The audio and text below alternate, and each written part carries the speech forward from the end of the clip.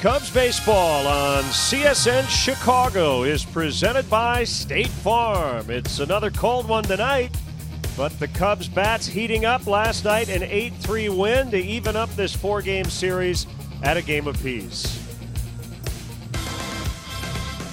And welcome to the booth here on CSN. Jim DeShays and Len Casper with you. Javier Baez heating up the last two nights has been terrific. Couple of home runs, and last night almost hit for the cycle. Yeah, very positive signs from Baez. It's been in pretty much a season-long slump, but good work on Monday. Hit the home run off Velasquez. Last night, 4 knocks. He got picked on a first-pitch curveball for the big home run to left. Solid single to center. This swing here, very impressive as he drives the ball into the right field corner. So there's the triple. All he needs now is a 2-base hit. And here comes a little blooper to shallow right. He's busting it down the line. He's thinking about it, but decides to drop anchor, and he has to settle for a 4-hit night. So the pitcher batting 8th certainly worked out last night. John Lester came up with a big hit earlier in the game, and the number 9 hitter going 4 for 4. Let's get into the pitching matchup tonight. It is a battle of right-handers.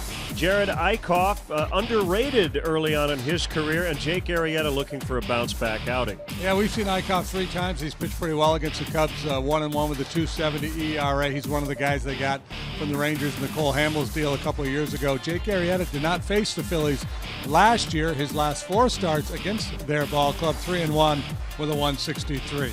Before the ball game last night, Chris Bryant received his plaque after winning the MVP award last year. And then he went out and homered and tripled as the Cubs beat the Phillies. We'll have game 3 of this series coming up next.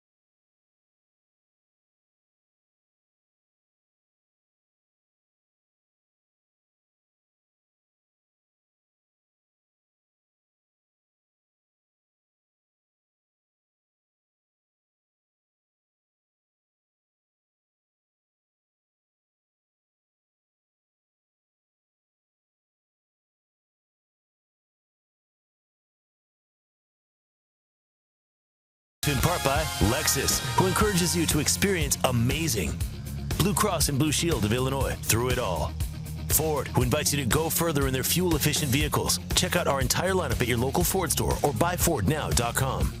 Menards, save big money at Menards. And Southwest Airlines, yes to low fares with nothing to hide. That's transparency. Welcome inside beautiful Wrigley Field. Wind has shifted today. It is blowing in off the lake, so feels even a little colder than the first couple of nights of this series. But we're dry. And we will start on time. Let's get the umpiring crew tonight. Mike Estabrook will work home plate. Dan Bellino is at first. Marvin Hudson, the crew chief, at second base. And Toby Basner is over at third. And for a Giga Time moment, brought to you by Xfinity. How about the bullpen? 4 perfect innings to finish the game. Yeah, boy, it was very impressive. Up until that point, there hadn't been a 1-2-3 inning for either side. The Cubs bullpen came in and just slammed the door on the Phillies.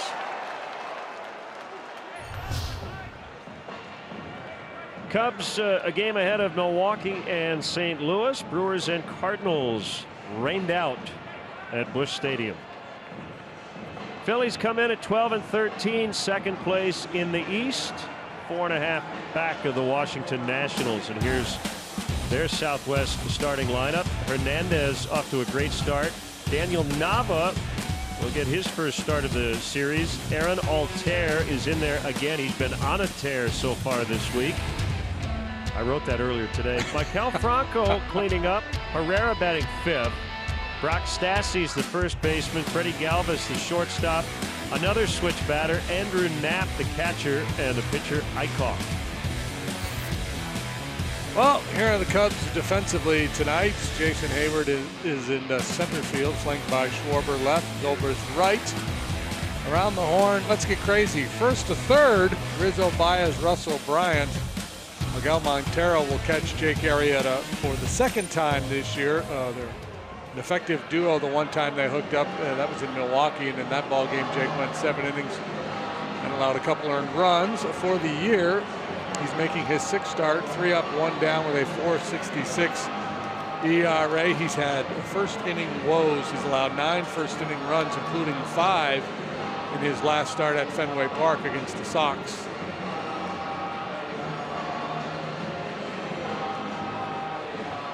Both managers, like last night, would like to see some length out of their starters.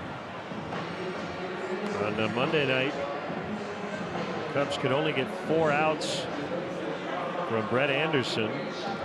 Last night, John Lester got the win, but he went the minimum 5 innings to qualify for that victory. Meantime, Pete Buchanan has gotten 9 innings combined from his starters in the first 2 games.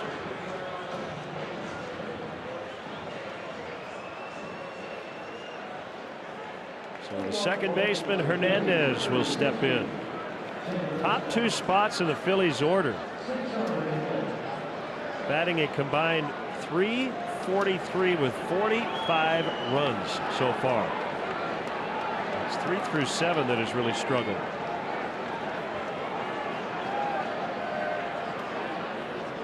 Arrieta ready to work, and the first pitch is a fastball low.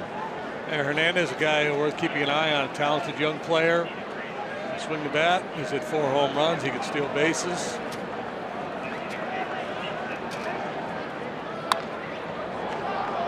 Fouled on the screen. 1-1.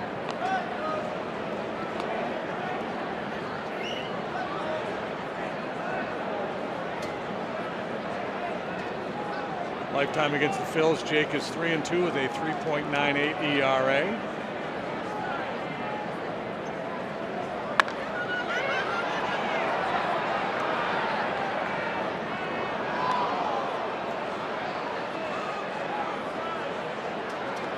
Talked on the score the other day about his mechanics. He said, as you mature as a pitcher, and you can speak to this, you get a better idea as time goes on of when you're just not quite right. Swing and a miss. That was very right. And that was very Arrieta-like right there. Nasty slider at 90. But he said with his crossfire action, you know, I can get out of sorts on occasion. Yeah, I guess it's what you would call a complicated delivery. The way he rocks his shoulders back, throws across his body.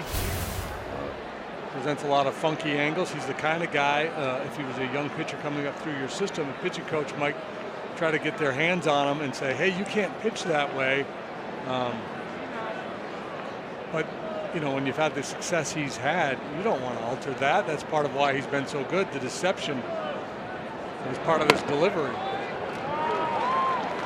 Ball strike. Daniel Nava to a terrific start. But he brought up the analogy in that radio interview that you've talked about. He said, sometimes I'm like the merry-go-round, that I need to be more like the Ferris wheel. Right. So what he's talking about is the shoulder rotation up and down versus laterally. So watch his shoulders, and you see how he lifts that front elbow. That helps him hide the ball. and then I'll help him get on top to drive the ball down into the zone. If his shoulders are working like from third base to first base too much, that's when he starts to elevate the breaking pitch, loses command of the fastball.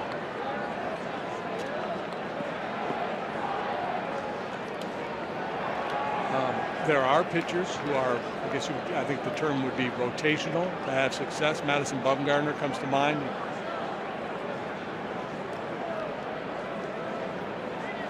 2-1 on Nava. He signed originally as a free agent with the Boston Red Sox. Theo Epstein was their general manager. He made his major league debut in 2010. His entire career prior to this season was spent in the American League. Play a little first base, plays the outfield. 3-1 serve is off the outside corner, and he walked him.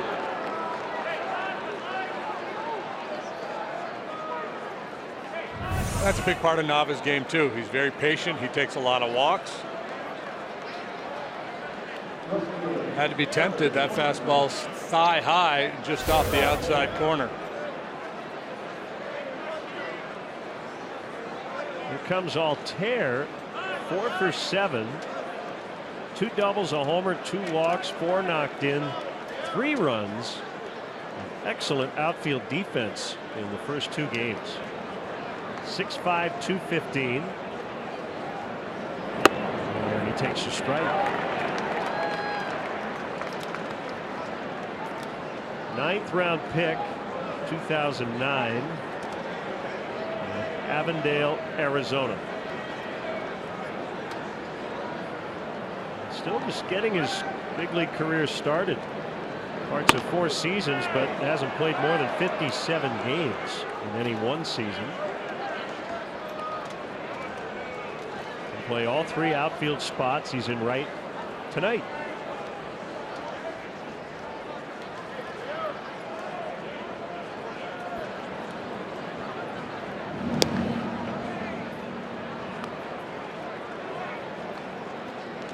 .50 degrees with the northeast wind at 5 miles an hour.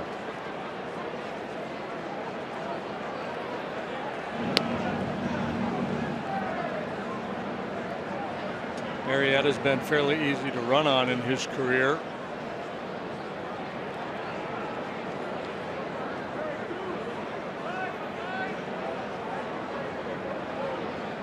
Long pause at the belt. Now the 1-1 is off the inside corner. And you can see why with that delivery right there. He's not real quick to home plate. But he would have to make major delivery modifications to be quick to home plate. And as a pitcher, your primary focus is the guy is standing at home plate as opposed to the one on first base. Battery tonight of Arrieta and Montero. 2-2 to count. You've got the big leg kick, kind of unfurls that big body.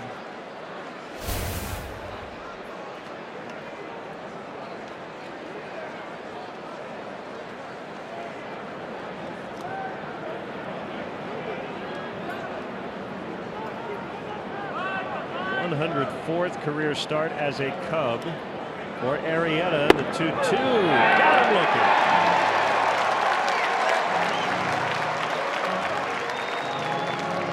And if John Lester happens to be in the clubhouse right now watching this on television, he's saying, where was that last night? Because he made a lot of quality pitches at the bottom of the zone and just couldn't get Toby Basner, the home plate umpire, to call it. Pitcher's pitch, good sinker, right at the notch of the knees. Strikeout number 2 for Arrieta.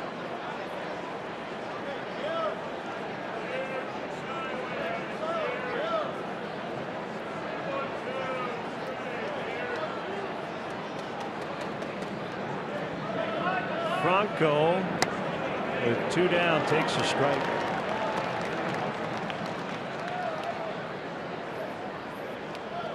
Jake looks like he's got pretty good jump on that heater tonight.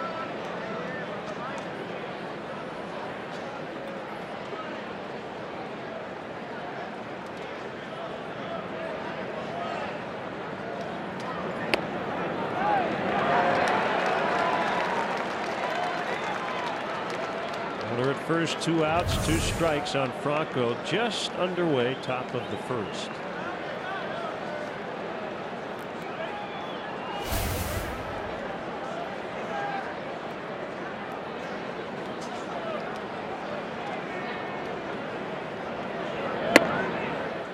Outside, 1-2. Winning team so far this week has scored at least 8 runs. Phillies 10-2 Monday night. The Cubs 8-3 winners in game 2.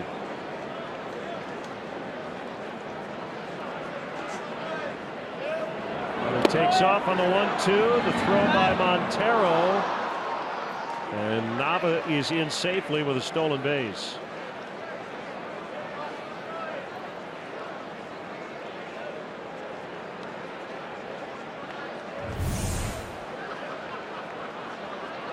It's curveball. Montero does a nice job picking it out of the dirt.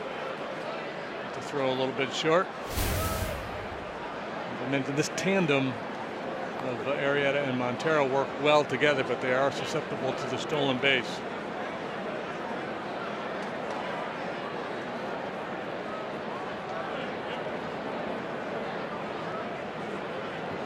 2-2 pitch. Base hit to right. Nava around third is going to try to score. The throw, and he is safe. He just got in under the tag by Montero. Phillies lead 1-0.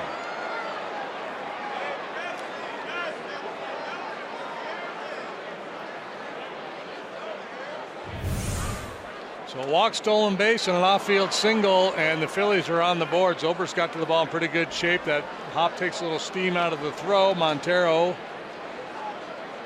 sweep tag, but Nava in ahead of it.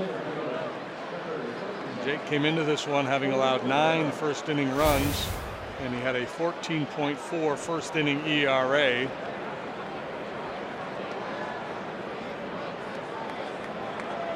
So that's the what. You know, you can identify. You just look at the numbers, you can tell the what. The fact that he's allowed a lot of first inning runs, and he's not the only one on this staff. The why is a lot harder.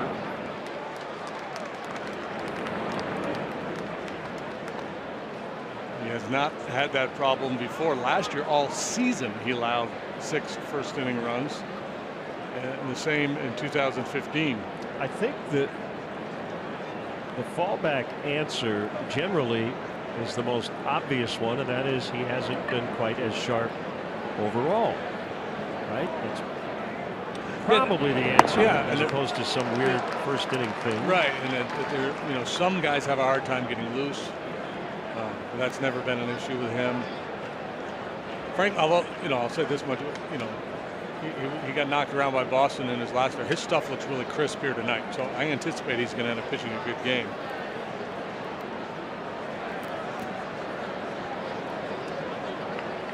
He's ahead of Herrera. 0-2. A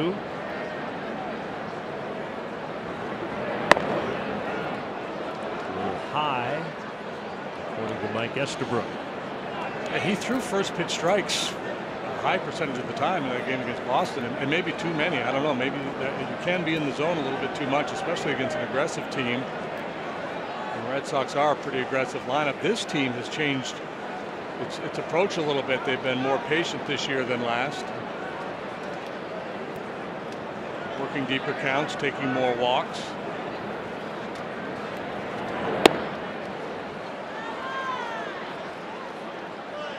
So from high to low, and it's 2-2.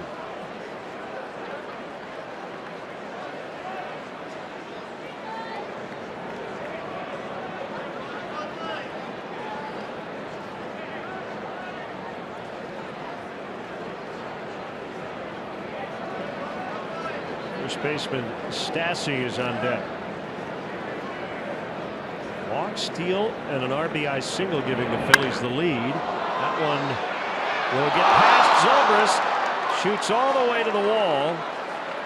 Franco scores. It's a double for Odubel Herrera, and it's 2-0. That ball was blistered. Zobrist got fooled by it. I think Ben thought initially he was going to be able to make a play on this. Ball broke laterally to his right, and then had to retreat, try to make a leaping catch. See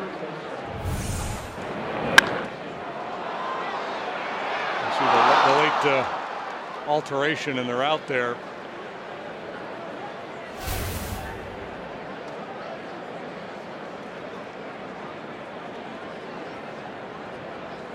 So back-to-back 2-out run scoring hits. Here is Brock Stassi, the first baseman. On roster invitee, and was the final guy to make their club out of spring training. And he looks at a fastball low. It's that, he's thrown a couple at 94, a couple of sinkers at 93 with real good action, and that's why. And the action on that cutter. It looks like his stuff is really good here tonight.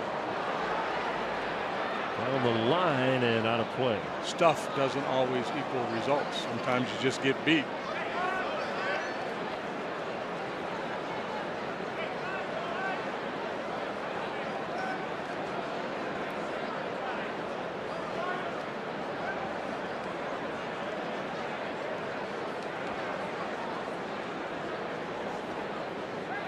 I think that was the Mickey Morandini fan club we just saw there.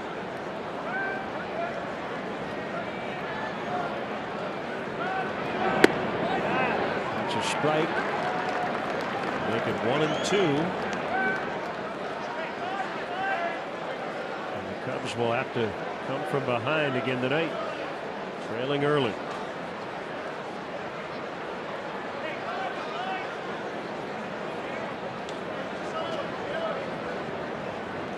Arrieta home and caught.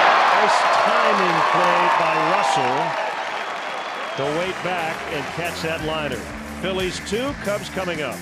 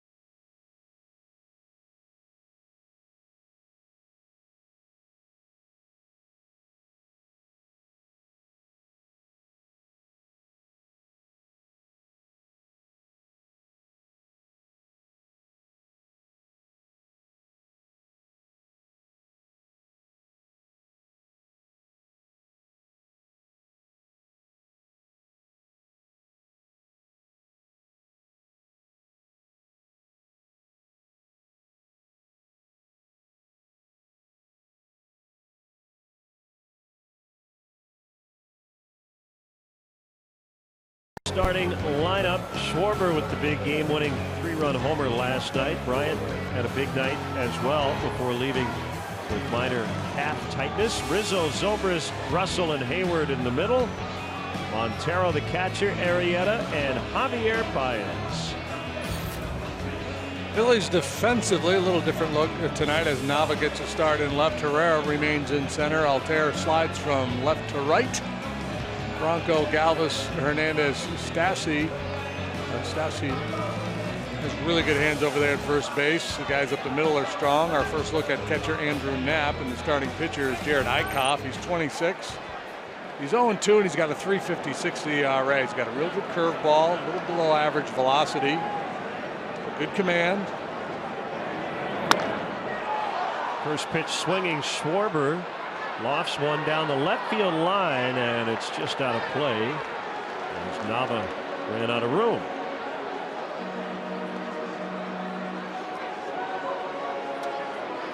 And if Schwarber gets a hit here, Benny's Beverage Depot will donate $100 to the Greater Chicago Food Depository.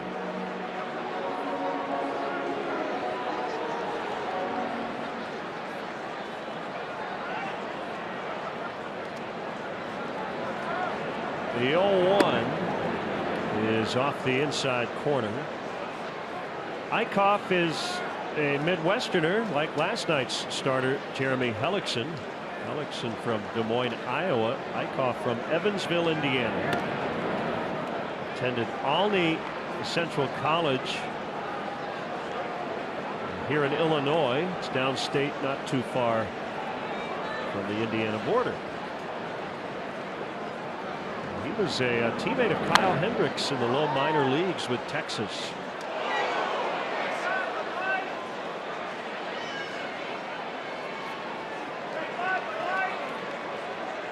Hendricks traded for Ryan Dempster, and as JD mentioned, Eichhoff in the Cole Hamels deal.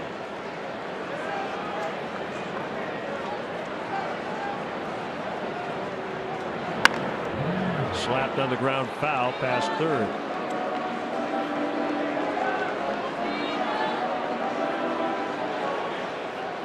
Phillies landed a handful of prospects in that deal with the Rangers.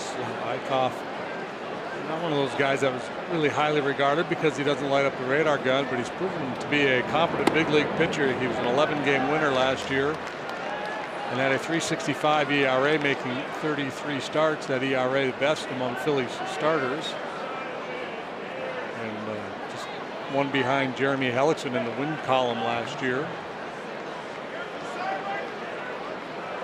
Ready for a 3-2, and he struck him out on a slider.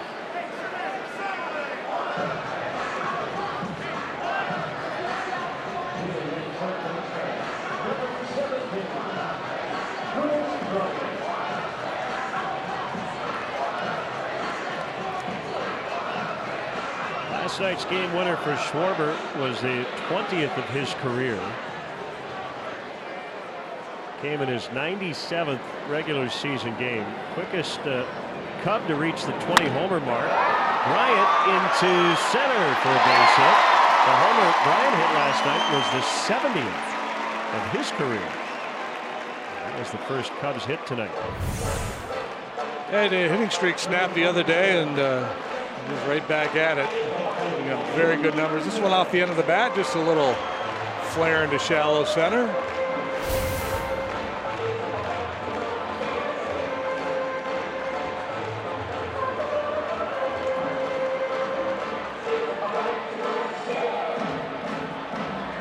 This is the Cubs' 27th game. The opposition now has scored first 15 times.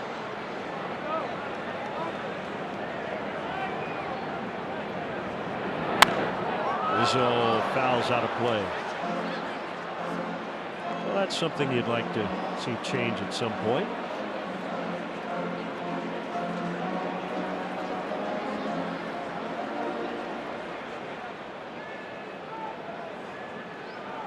I think they need to start receiving the opening kickoff more often instead of deferring. I think that'll help.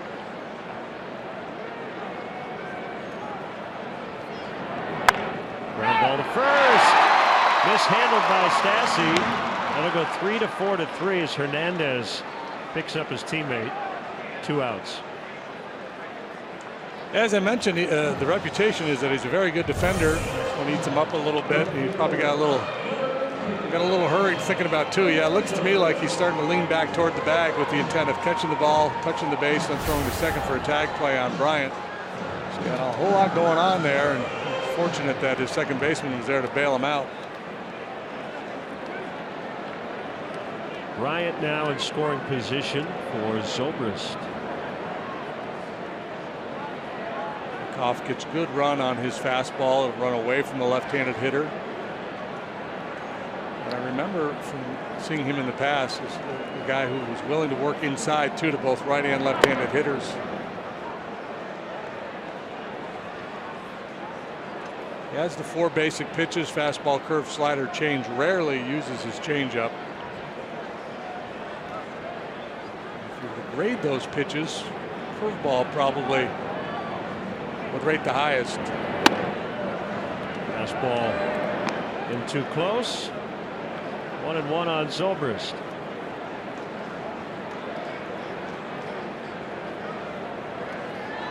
Phillies got 2.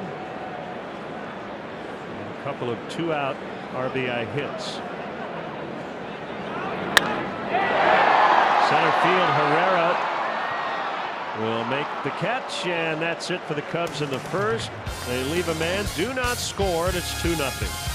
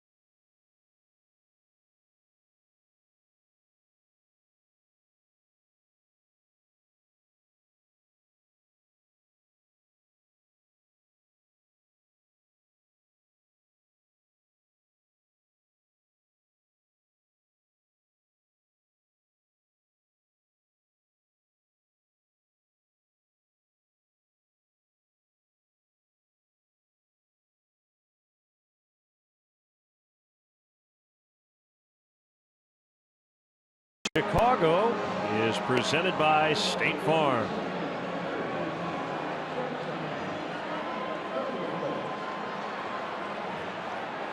Well, Madden having a conversation with the crew chief Marvin Hudson.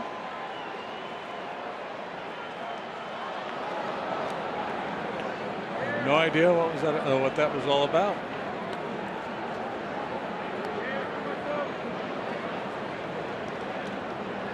Freddie Galvis had his career high 13-game hitting streak come to a close last night. Swings away at the first pitch. Lazy fly to left. Gloved by Schwarber.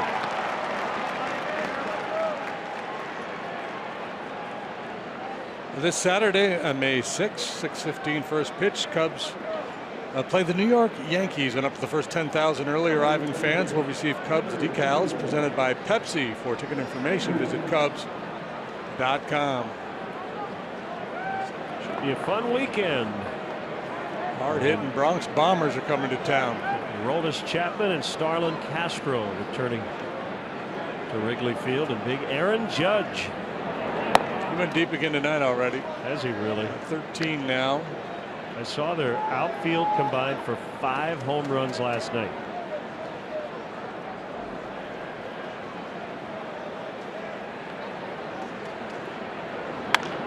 Late swing by the catcher Andrew Knapp. Switch batter hitting on the left side, 25 years old, 10th major league game.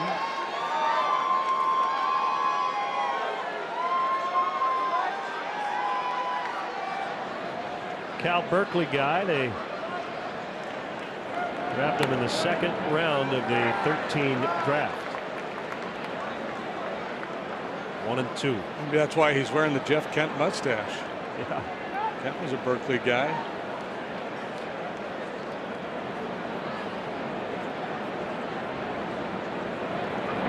Swing and a miss. He struck him out. Number 3 for Arrieta.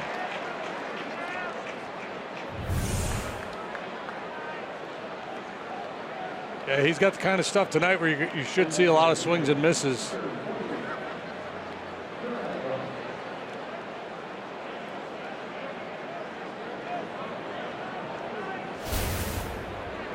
First couple of starts for Jake this year, the stuff maybe was a little short than what we normally see. Didn't have the life on the heater, but last couple times out that has not been the case.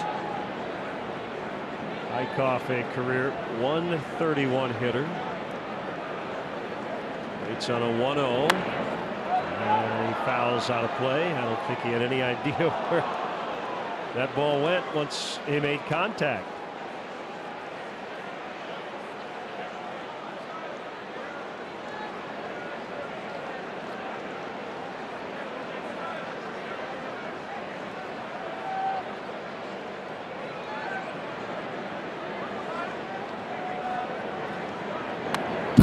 1-2.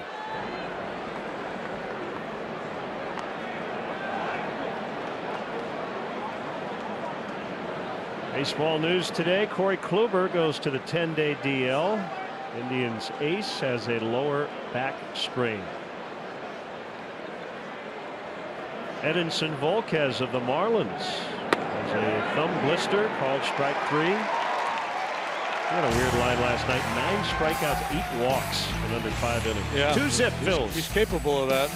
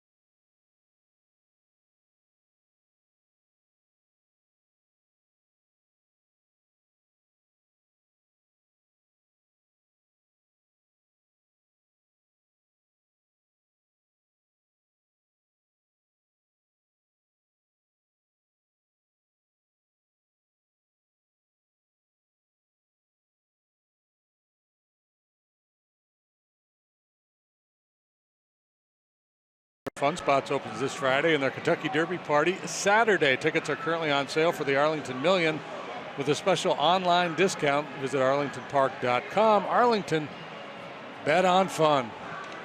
We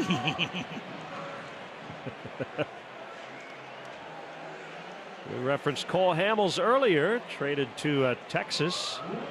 And the deal that brought Eichhoff to the Phillies. Hamels looks like he's going to miss 8 weeks with a sprained oblique. Wow. 8 weeks for Hamels. Syndergaard, they're talking months, maybe 3 months. Shelby Miller having Tommy John, right? Yeah. Bumgarner's down for an extended period of time. Madison Bumgarner out after the dirt bike accident. We mentioned Kluber and Volquez. Crazy. Russell will lead it off, and we'd like to welcome all our viewers watching on Ace and Tech in Fayette County, Iowa.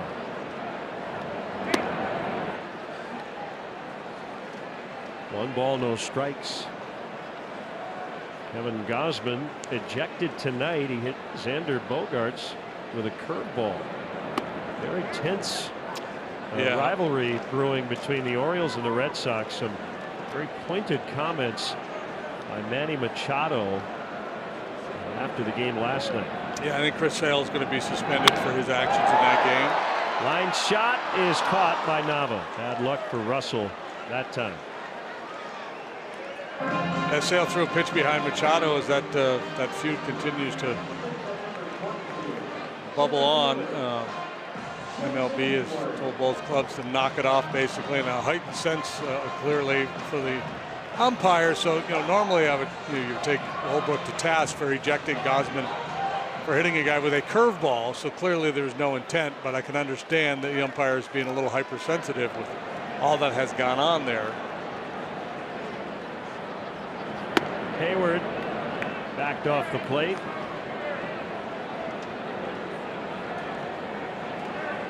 Time to put the macho aside, boys, and just play ball. Somebody takes one in the forehead.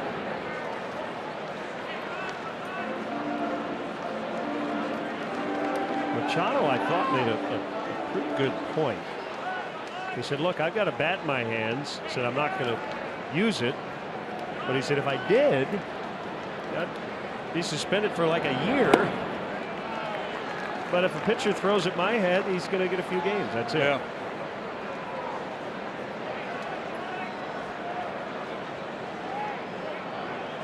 Yeah, I'm all for pitching inside. Part of the history of the game, the intimidation factor. But I also would be in favor of longer suspensions for headhunters. Good hitters count here for Hayward. 3-1. And the pitch. Huge foul. Keuchhoff maybe committing to the changeup a little bit more tonight than he normally does.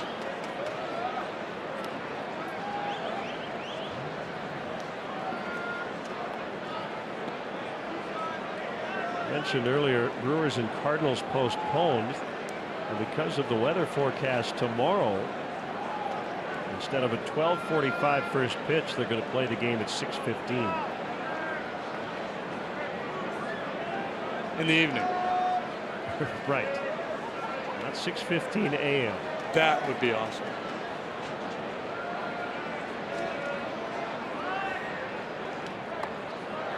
Hayward takes ball 4. There are a few places you could do that, and I think Wrigley Field is one of them. Play a morning game. Speaking of Wrigley Field, the Cubs are out of town on Mother's Day weekend, but you can still treat Mom at the Park at Wrigley on Saturday, May 13th with a ticket to Craft and Cuisine. Craft and Cuisine is a culinary and craft beverage event featuring more than 40 beer and wine tastings, live music, and chef demonstrations, plus food samplings from some of Chicago's most celebrated chefs. Purchase your tickets today. parkatwrigley.com.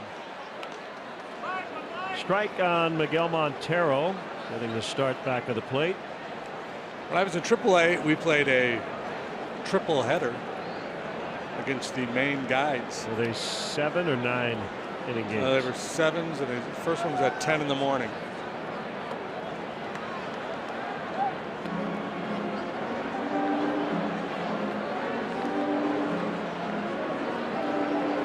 Deep breath. Review the scouting report. What's he going to throw me here? Montero 13 for his last 23. Eichhoff throws late to first.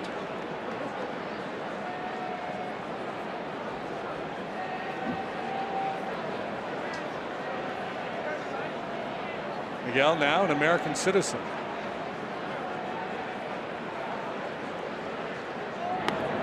Way wide. Wonder if his teammates will start calling him Mike now.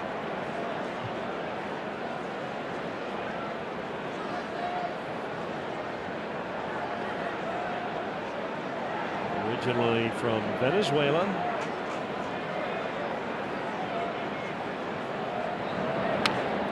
Good rip at that pitch. It's 2-2 on them.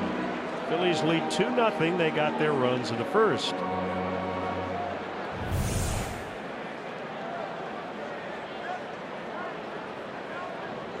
Just a wee bit late getting started there, I think.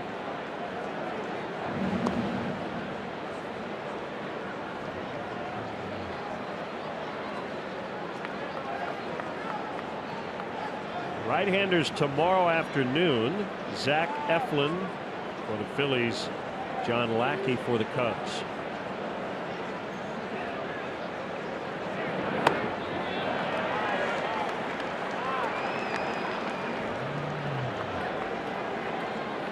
Arrieta next.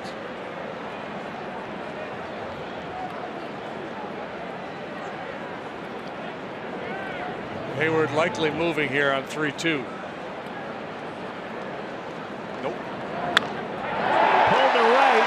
It'll get down. Hayward on his way to third. He's going to be stopped there, and they're at the corners for the pitcher as Montero stays hot. Yeah, it's just one outstanding plate appearance after another from Montero. You can just see the confidence in his swing. This time he does time him up nicely. Rips that ball into right. Good play by Altera out here, cutting this ball off. Otherwise, Hayward scores easily.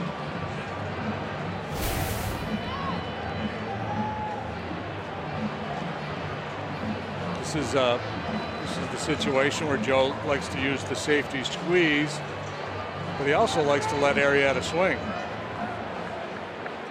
Now, might that change with runners at first and third?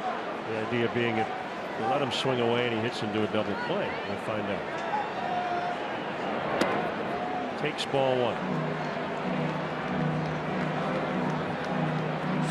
In this situation, would give him one swing and then maybe put the safety squeeze on, especially with the fact that Baez has shown some life in his bat here the last couple of days.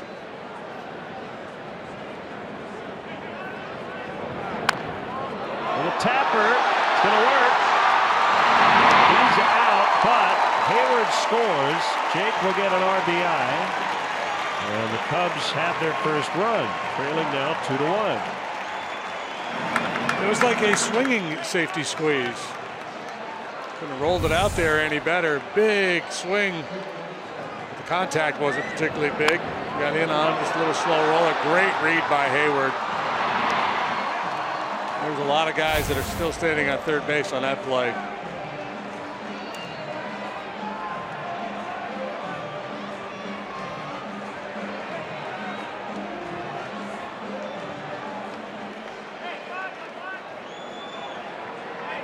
Runner at second for Baez, coming off a 4 for 4 last night.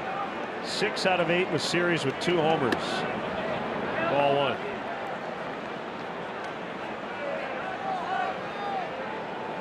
First Cub out of the 9 spot with 4 hits at Wrigley Field since Don Hardwell did it against the Milwaukee Braves June 30th, 1960. Chris Campco. This will end the inning as Stassi takes it unassisted. David Kaplan will join us when we return. It's 2-1 Phillies.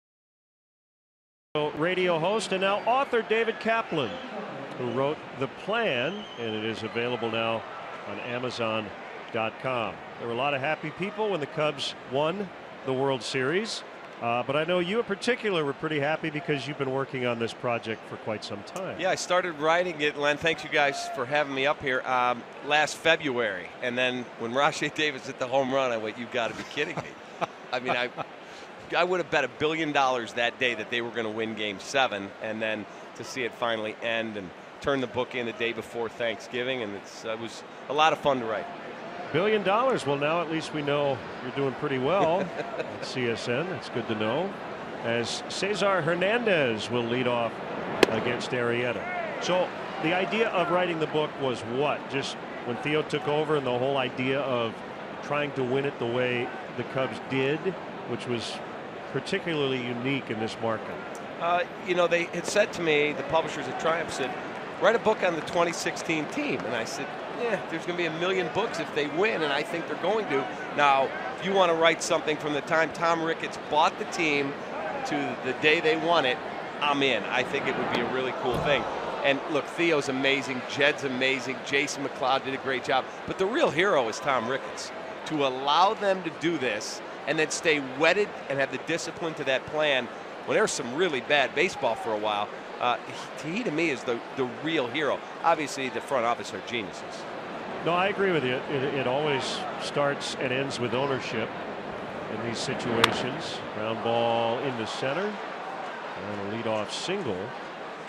JD and I have talked about this very topic, and I think in theory, when a general manager or team president goes to a team owner and says, okay, here's the plan, it might take 3, 4, 5 years, but we might save a little money along the way, and then when we're ready to really go for it, we'll spend money again.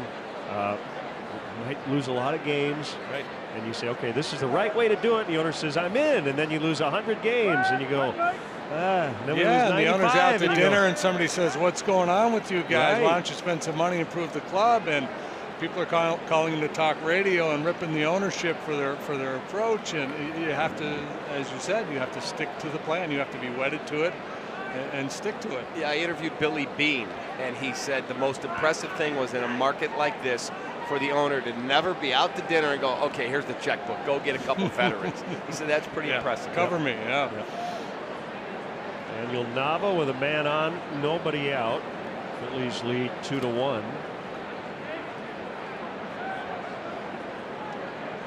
And the pitch is low and outside. So you've been around here forever. What did you learn in the process of writing this book that you didn't know before you started it?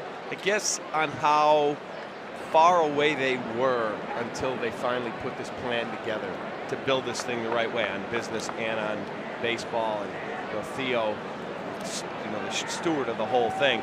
You look back on the years I started doing the pre and post in '95. You look back and you think, wow. I mean, they had moments where they didn't want to spend money to have a second set of weight equipment in Arizona, so they would truck it back and forth. It was just kind of held together with baling wire and hoping to catch lightning in a bottle, whereas now you've built something for sustained success. 1-1 the count. Was it enjoyable to write the book? Was it arduous? Were there times where you're banging your head against the wall and said, why did I go down this road? Absolutely. All of it. I would come home after doing the post game. I'd get home late, and then I'd sit down and have nights where 4:30, and I got to get up to go to work, still typing, and there were other nights I'm like, I have no idea what I'm going to say. But I had a recorder I kept with me in my car, and so on Bluetooth, I'd have calls out to everybody. Billy Beane or Brian Cashman or this one or that one, or find a player here or there. Can I have a few minutes? John Lester and area. Guys were phenomenal. Theo gave me 3 hours one day sitting down the left field line and said, ask me anything you want. You can ask any question you want. So it was really cool. Crane sat with me, and Jed and Jason and Tom Ricketts, and I just got a chance to get as much info as I could, and then I tried to put it together. Looks like Joe is going to challenge this play at first base. So the Cubs think they may have gotten Hernandez. Cubs used the challenge early in the ball game last night, and they did not have the ball go in their favor. But they did not take a lot of time before deciding to challenge this one. And there's why. It shouldn't take a long time for them to overturn it.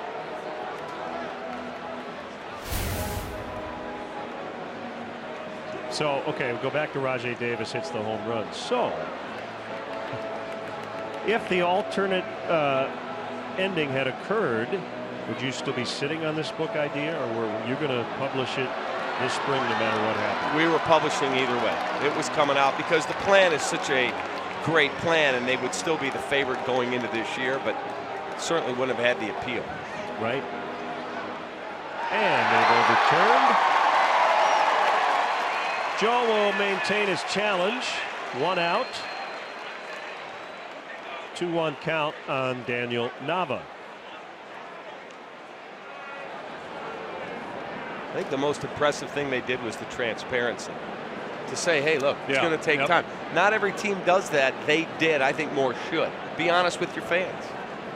Yeah, I know Drayton McClain got into trouble down in Houston for that because Drayton was, a very optimistic guy, and he would always say, we're going to be champions. We're being a champion today. And it just, wore people out after a while because everybody knew they weren't going to be champions for a while. They might be a champion this year, but, through that process down there, you could tell they were blowing it up and rebuilding, and he just didn't want to use that word. But I agree with you. I think the transparency, just tell folks, here's the deal, hang with us.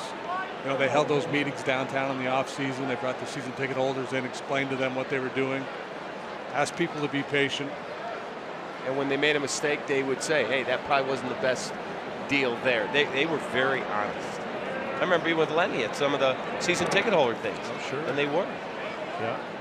Yeah, not every trade worked out great. I think Theo would tell you the DJ LeMahieu deal. That was the early one that didn't work out because they didn't really know DJ that well. But then again, they did the Cashner for Rizzo trade right around that time. Wood for Marshall. Those worked out very well. But I would say way more work than didn't. That's why they've got rings. Right. That's exactly right. Well, you're a fan. You admit it when you're on the air. You get emotional. You get upset. Were there moments with your audience where you felt like you were not on the same page with them in terms of them being upset, and you think saying just be a little patient here? During the rebuild? Yeah. No, because I believed in Theo and what his idea was, Right. his plan. Right. All right, the plan. David Kaplan. Go buy it. Amazon.com. Thanks, Cap. Thanks, guys.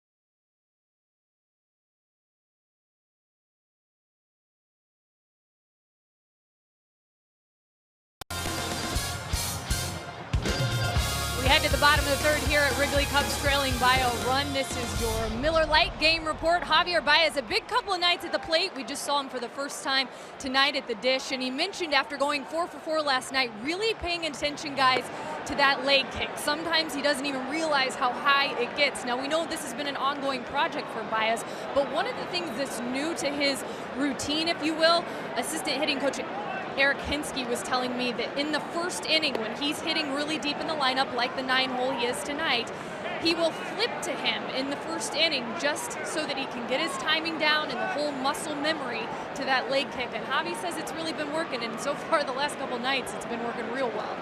And when you say flipping to him, that means in the batting cage that is just off the clubhouse.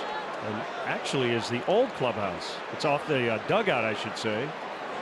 on the way to the clubhouse, and that's something JD couldn't have done a couple of years ago. Yeah, the real value is that the bench guys can go up there in the middle of the game and take some swings off live BP or off the machine and get ready for a big pinch hit appearance late. Back in the day, they just go hit balls off a tee into a net in the old clubhouse. And so, but that's another example of it there with Javi being able to do that flip drill with Hinske in the first inning, give him some swings, reinforce those good mechanics prior to his first plate appearance.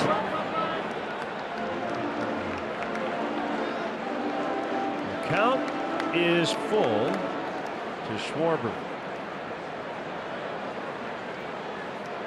Cool and clear tonight.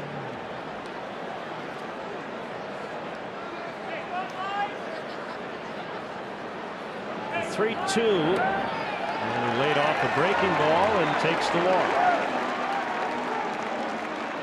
Come out and show your support of your world champion Chicago Cubs. Tickets are still available for tomorrow's series finale with these Phillies. Get your tickets now at Cubs.com.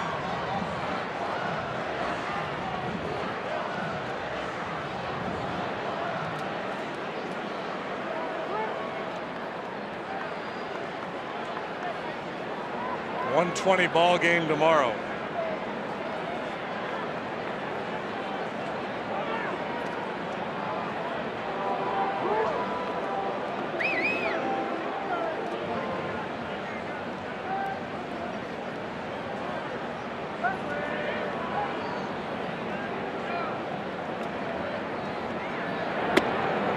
Outside for a ball to Bryant. Since he debuted on April 17th, 2015, his 70 career homers trail just Nolan Arenado and Bryce Harper in the National League.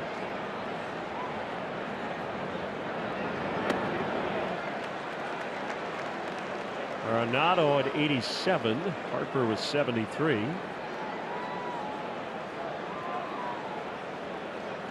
This has now reached safely in 14 straight. With a first inning single.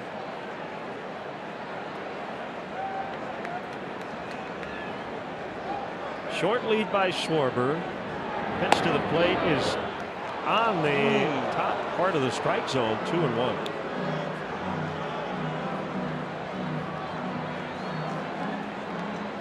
Huge crowd tonight. He didn't give that fastball on the outside corner to Eichhoff, but willing to call the high one.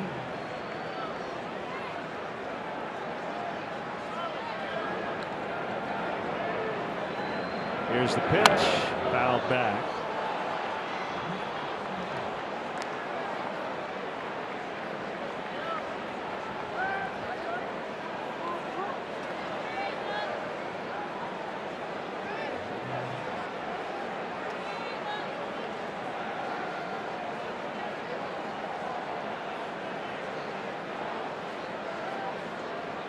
Outfield around the left, infield around the left. Fly ball to right. Altair with a long run, but he's going to get there. And that's the first out.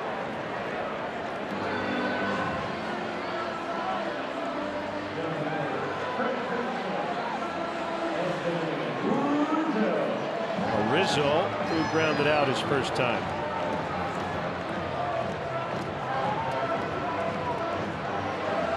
Diamondbacks and Nationals 1-1. Bottom of the 6th in DC. Two highest scoring teams in the National League. Pitchers taking charge in that one. Gonzalez went 5 for the Nationals. Robbie Ray is still in there for the D-backs. Robbie Ray has punched out 10 through 5 2/3. Gonzalez in his 5 innings struck out 8 but walked 7.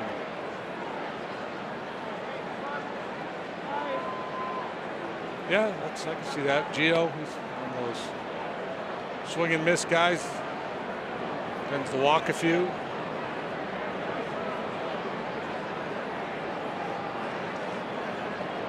Reds are all over the Pirates 6-0 in the 6th in Cincinnati. Jameson Taillon getting knocked around. 3-run homers by Eugenio Suarez in the first and Billy Hamilton in the fourth.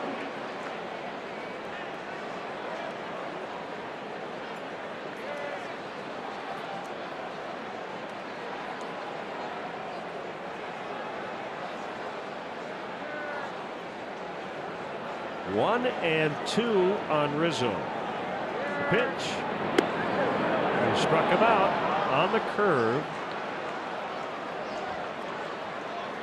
Second strikeout for Eichhoff.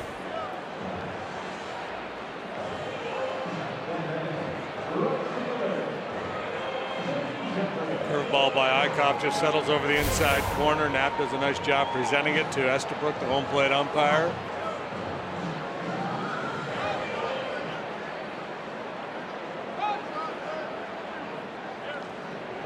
Chris has a little mini hitting streak going. He's hit safely in 5 straight.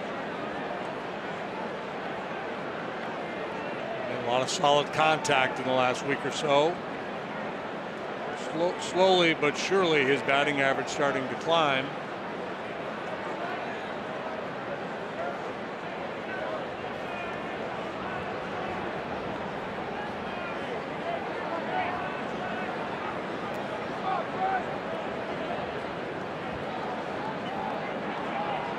Eichhoff to the plate. Didn't get the call. 1 ball, no strikes.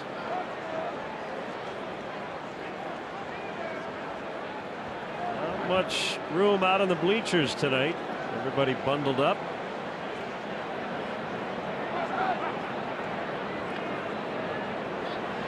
Uh-oh. Caught a little flat-footed there.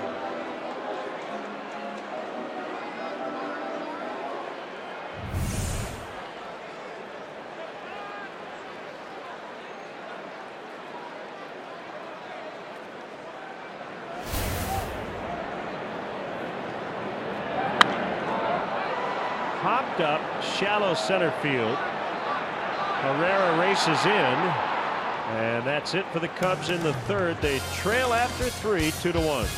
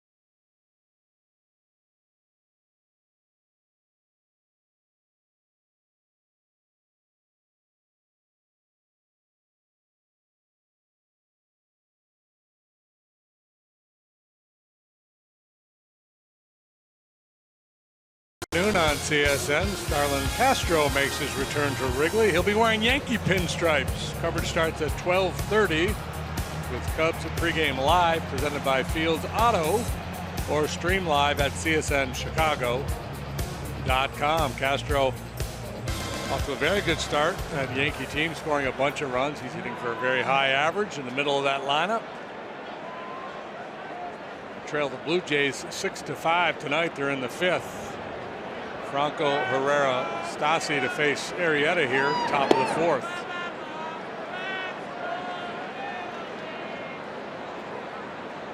RBI single, first time up for Maikel Franco, hitting just .208.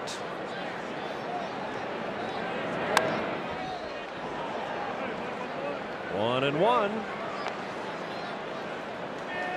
Phillies cleanup man. You know, I should have Googled it before I asked, but you're rubbing off on me. Instead of looking it up, I'd just rather throw it out there. Who came up with the term cleanup hitter?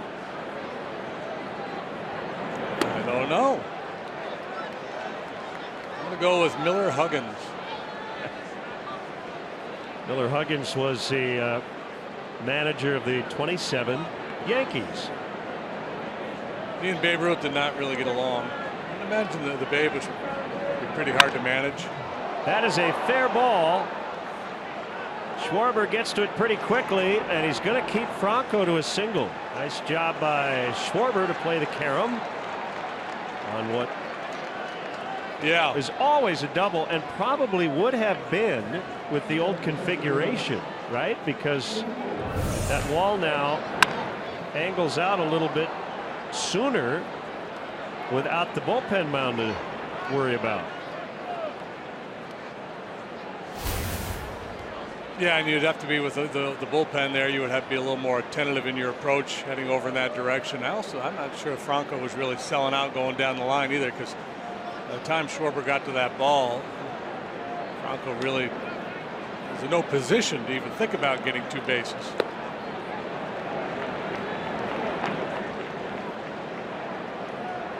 Leadoff single last inning by Hernandez. He was picked off. Arrieta hunting for a ground ball with that power sinker, trying to get two. So one noticeable difference for Jake this year, his ground ball rate is way down.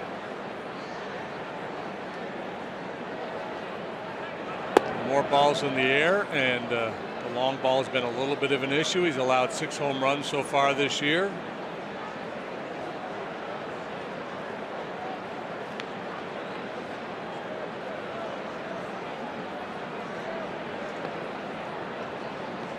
Has made him so good is a combination of the ability to get the swings and misses, strikeout rate, and the ground ball rate, not giving up much damage.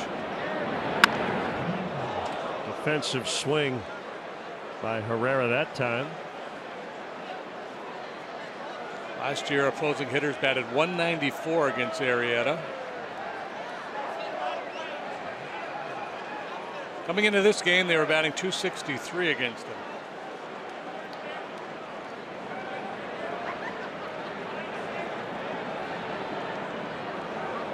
Looking at some numbers earlier today, in his Cy Young year in 2015, left-handed batters batted .159 against him. Swing and a miss, strike 3.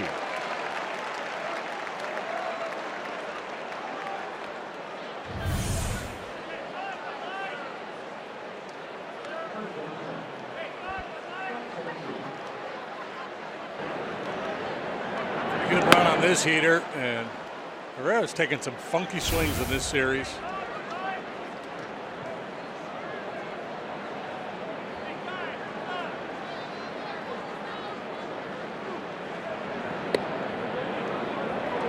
Strike 1, Brock Stassi.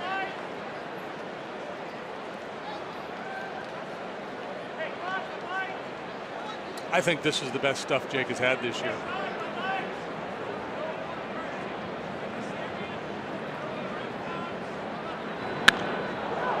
High drive, right field. Zobrist back. He is at the wall, and he can't make the play. It does stay in the yard. And it's a double for Stassi. Franco had to make sure that the ball wasn't caught, so he'll have to stop at third. That ball might have actually hit the new bullpen door. Jake misses his spot this time. They're trying to go away, but the ball is down and in. So got to the wall and was in position to make a play on this ball.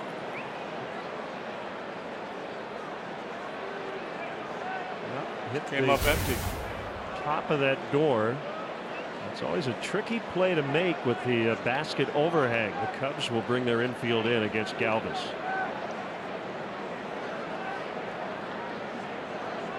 Second and third with only one out. Arrieta's pitch. Low.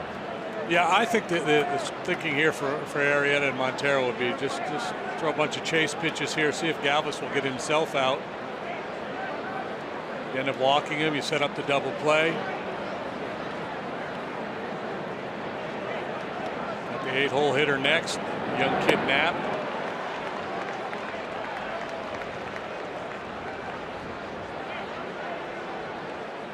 And then the pitcher follows him.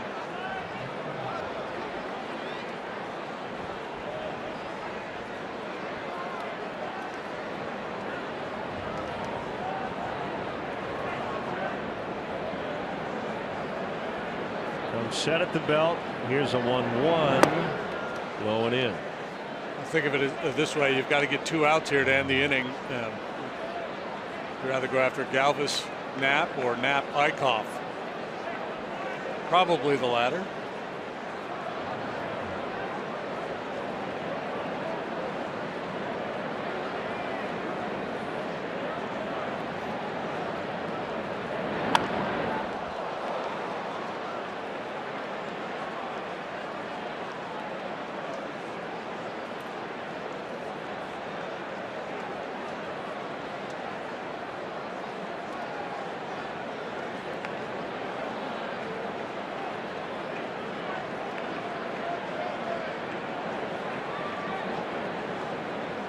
Two balls, 2 strikes.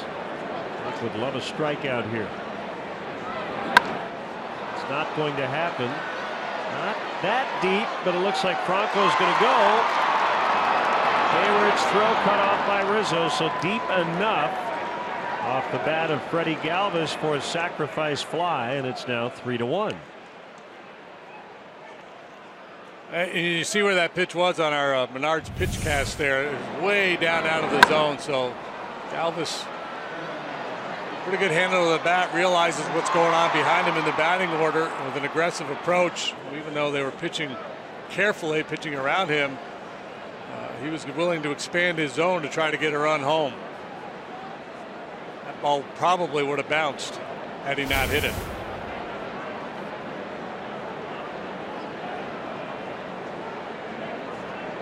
Knapp with a runner at second. Makes a curve for ball 1.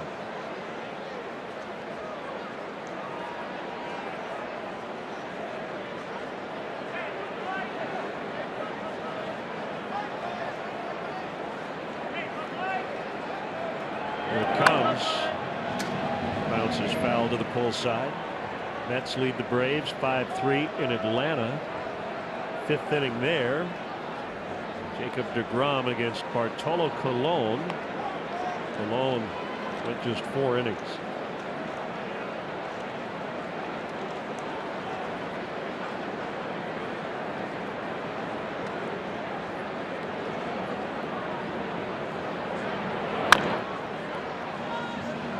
Arrieta late.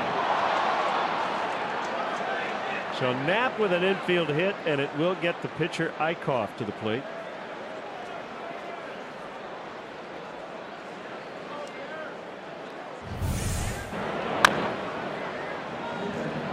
The whole key here is just don't make a mistake trying to be too aggressive, trying to make a heroic play. With the pitcher coming up next. And you saw Baez and Rizzo having a conversation. I think that was an easier bet for Baez than Rizzo. Anthony pretty aggressive going to his right. So first and third. Eichhoff taps to Arrieta.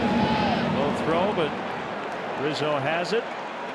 Phillies get 3 hits, score once, and lead 3-1.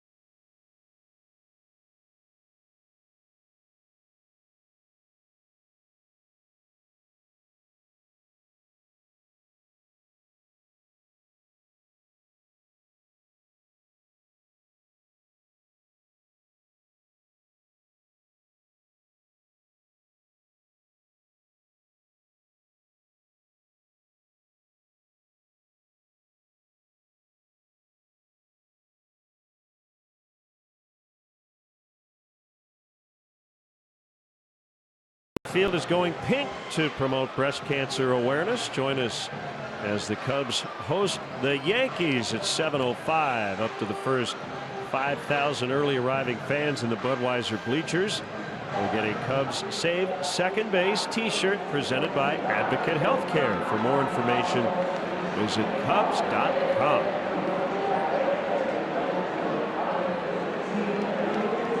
Eichhoff has his second 2-run lead of the night.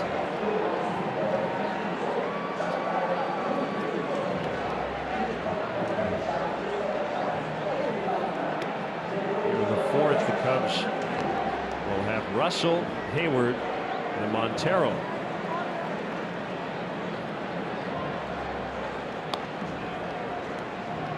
Last go around, all three had good plate appearances. Russell hit the ball very sharply to left for a line out. Hayward walked, Montero singled.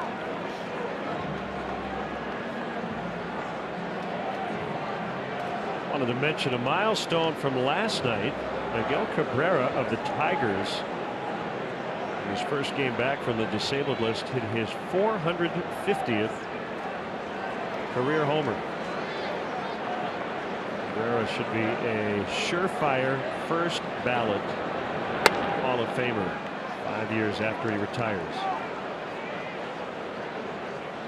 One strike on Russell. No doubt about it. Second among all actives in terms of home runs, trailing Albert Pujols, who has 594. We'll get to 600 here at some point this season, barring an injury. Cabrera is a career .320 hitter.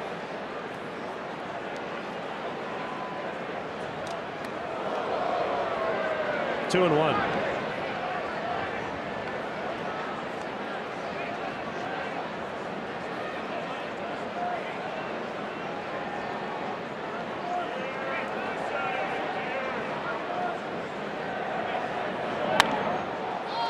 That'll get out of play off of first.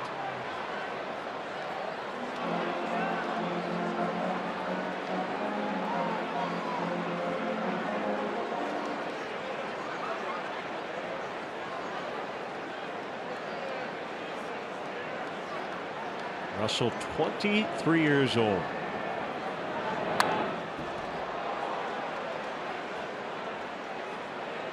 Third full season. All-star last year.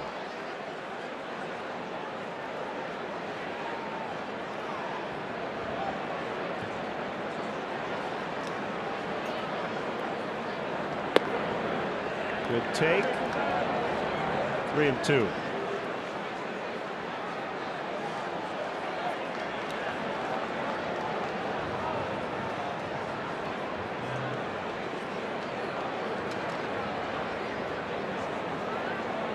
Eichhoff to the plate. The fly ball will hit the other way. It's deep. It is caught. Right at the 368 sign. It's Altair.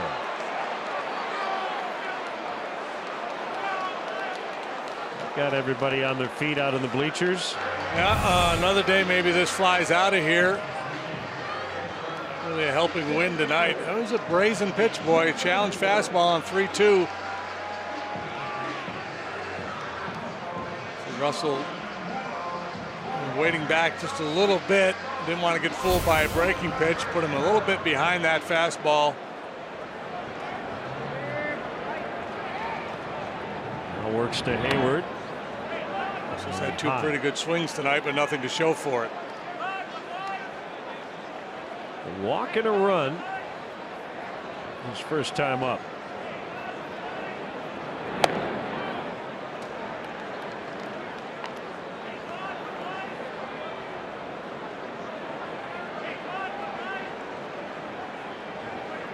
Hayward's played a lot of center field here early on this season.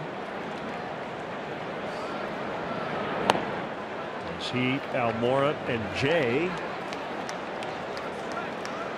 shared a lot of time out there when Hayward hasn't been at right.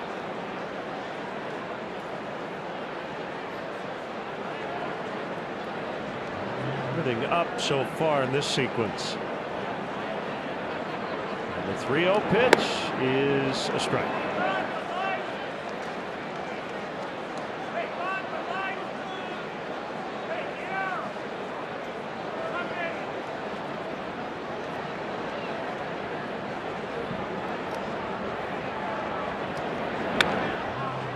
2-2. The Cubs did take batting practice on the field today. And I say that because they don't do that very often. But a couple of day games coming up. To get out there and take some swings around 4:30. Yeah, getting back late from the road trip. It'll be tough to do it Monday. The weather as well not cooperating. So this is one day where you knew they could get out there and get some good work in.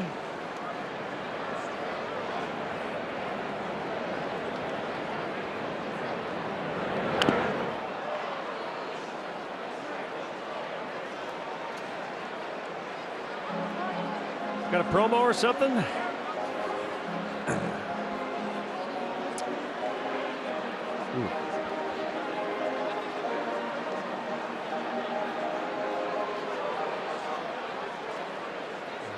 Gather at the mound to chat a little bit, let their teammate recover.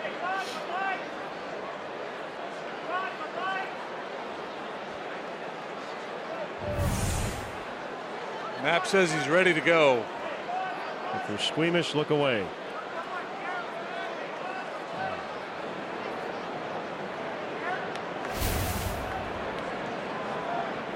That's not a great billboard for catchers.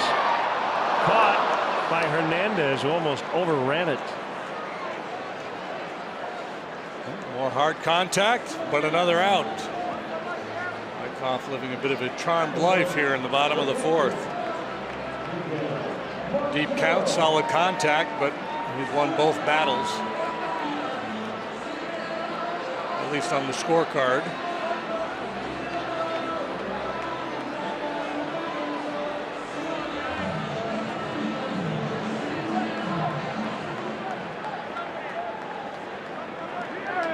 Two outs, nobody on. The pitch to Montero is fouled away.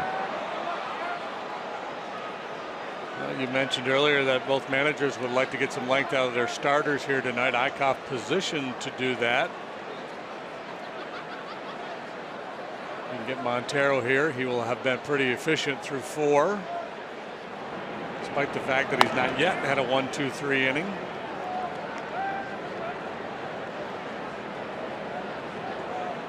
As manager, Pete Buchanan is a baseball lifer, been around forever. Second full season managing the Phillies. Brother Rice, alum. So from Chicago, played in the Cubs minor league system, and then he spent 6 years in the organization, including 5 as a manager. His first year was in 1985 in Peoria, where he managed Greg Maddux, Rafael Palmeiro, another guy with Chicago connections next to him, former Cub Larry Bowa. Maddux pitched on opening day that year in '85.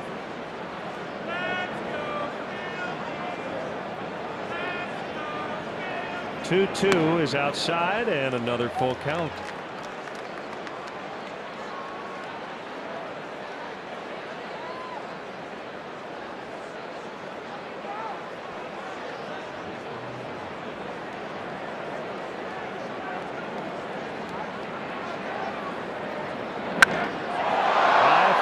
Center. Playable. Herrera. Inning over. To the 5th. 3-1 Phillies.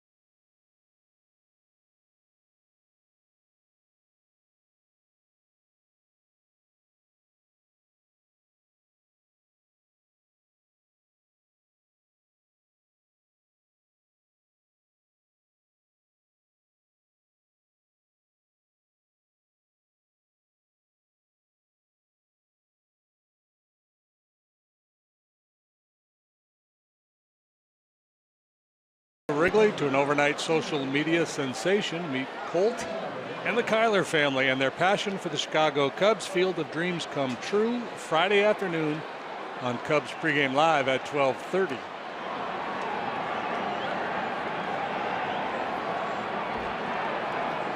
Phillies will bat here in the 5th against Arrieta.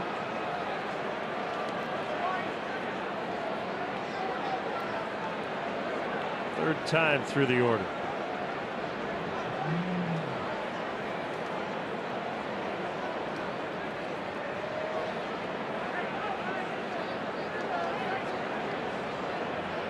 Rizzo and Bryant on the corners and outside for a ball. Terrific start for Hernandez. That's both ways. And fouls.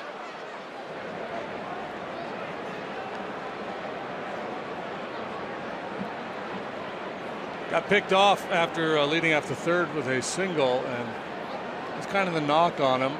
Not that he should never get picked off.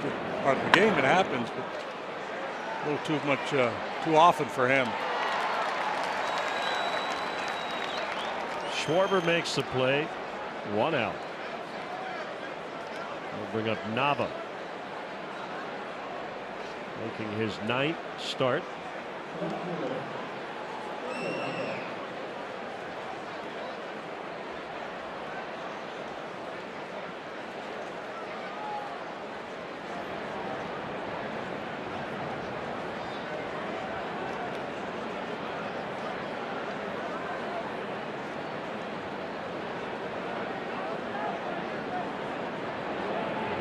Fires.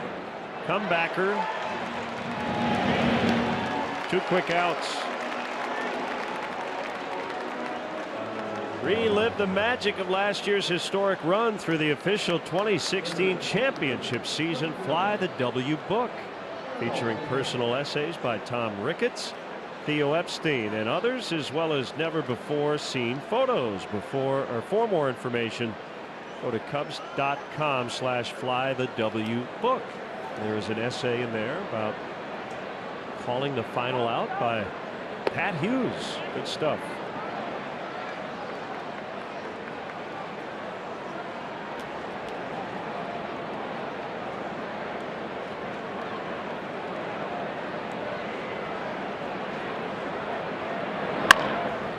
Bounce to Bryant. What the final out of the World Series kind of looked like. Bottom of the 5th. 3-1 Phillies.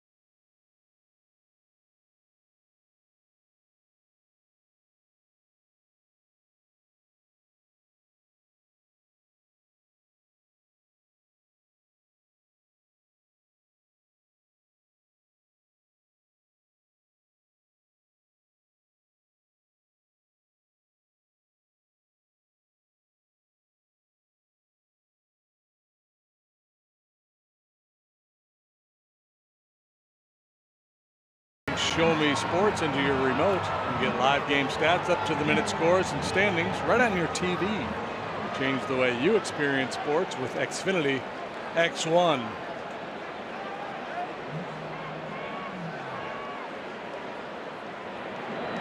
Pitcher versus pitcher. Strike one on Arrieta. Jake has the RBI for the Cubs tonight. A little tapper out in front of home plate that brought Jason Hayward home from third.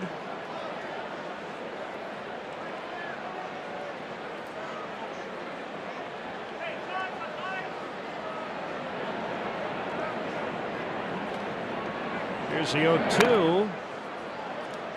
And we'll repeat.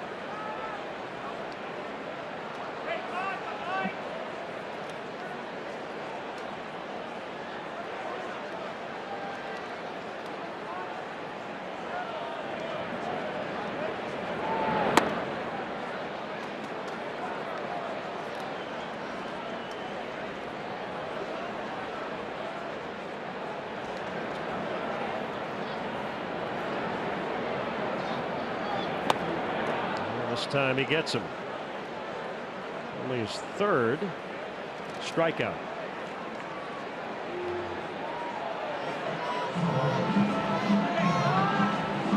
Baez grounded out in the second.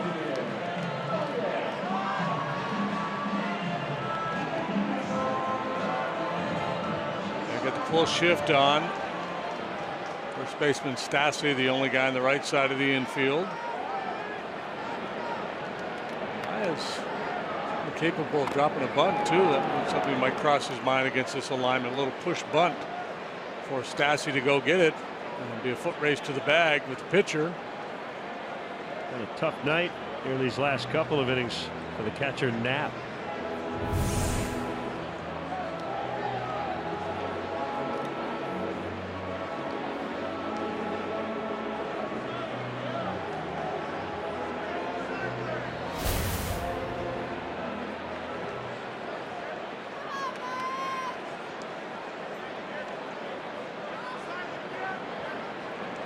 Yeah, so you can see Javi, you could kind of get inside his head a little bit. He wants to play small ball, good bunter. In the right circumstances, think about a bunt. What a play. Hernandez stuck with it. That was a Baez-like grab in the outfield. Well, he got a great break. You're going to see it here, how quickly he reacts. It takes a perfect path retreating for this little soft flare, and I don't think Herrera was going to get there. Hernandez, I think, was the only option. That's a beautiful play.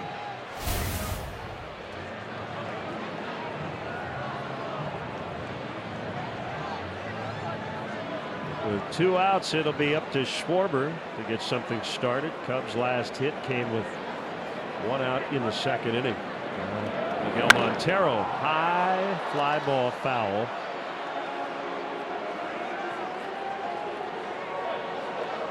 Schwarber typically takes pitches, works counts, but every now and then he'll look to ambush that first pitch heater. And 2 outs and nobody on. That's a good idea for a guy with his power.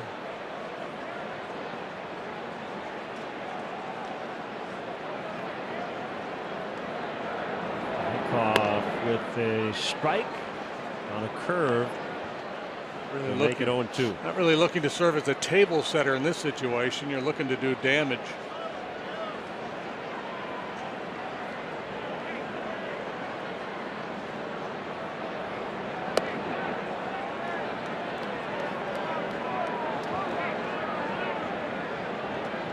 Goff has a real good idea what he's doing out there.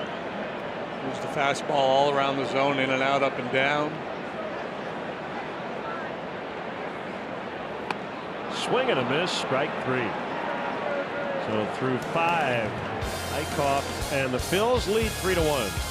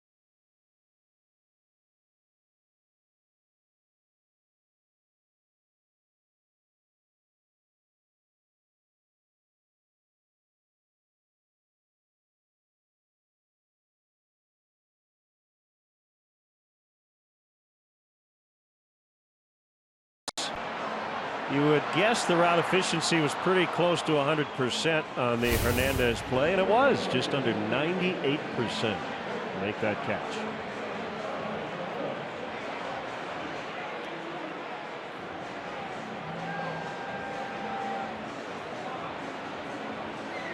So if you were thinking you can't do it much better than that, you're pretty close to being airtight in making that statement. Awkward cut by Franco.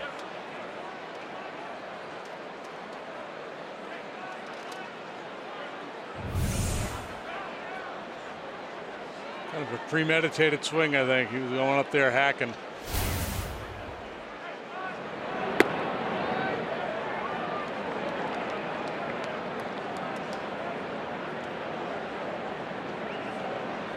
Had a nice night though. Franco 2 out of 2, scored twice, driven 1 home.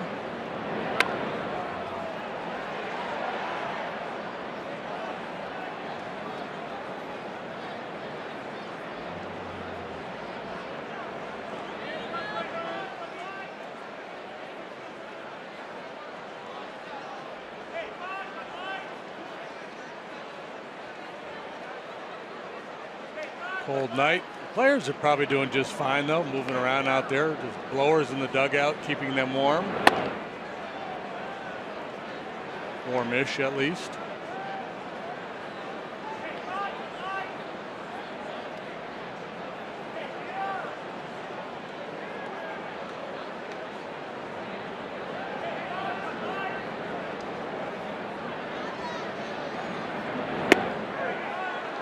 He got him on the outside corner.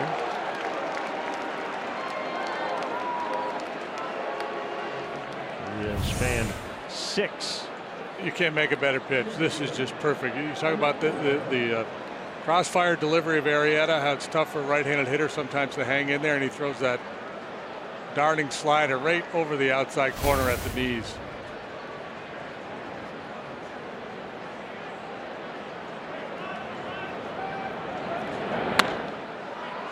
Herrera in the air. Baez waving off the outfielders. You can follow Patrick Mooney, our Cubs insider, at csnchicago.com, presented by Nationwide agent Jeff Vukovich. Go to jeffvuk.com or follow him on social media. Nationwide is on your side.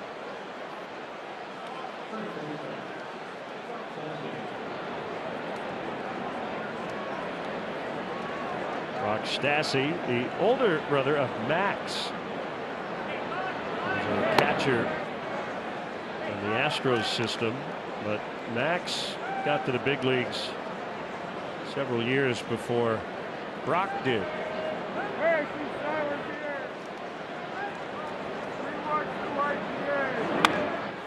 Fouled away.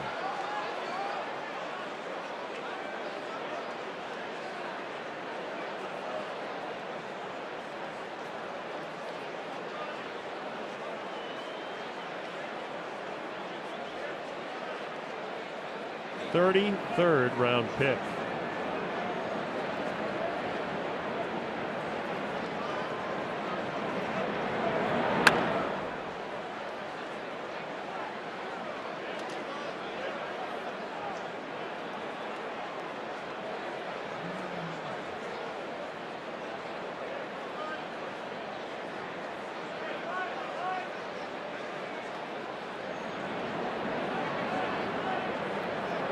One and two the count. Here comes Arrieta. And fouled onto the roof.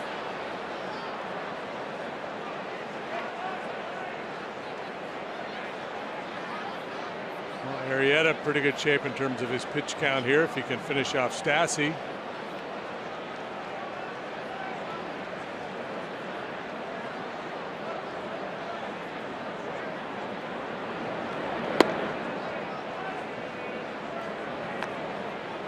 Be in good shape to get through 7 here tonight.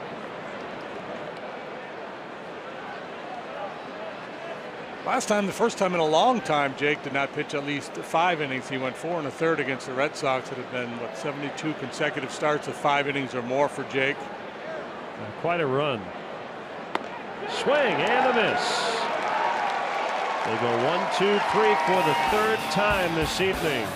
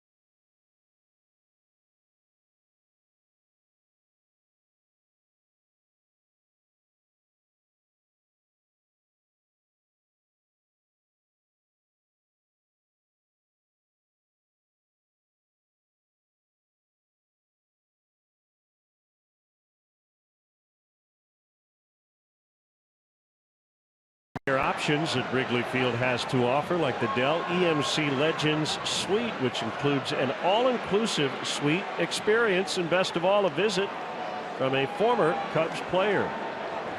Visit Cubs.com/premier for an option that fits your needs. A good curveball, and Eichhoff, among the many good things he's doing here tonight, is one of them is being unpredictable. Fastballs in and out, the occasional first pitch breaking ball, and that's not a sloppy just get over hook. That's got good bite. Tried to overthrow that one.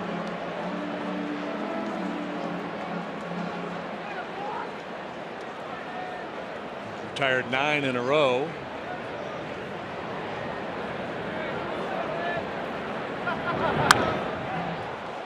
Sprayed foul. 1-2. Well, the key number, you mentioned his stats from last year. He made 33 starts.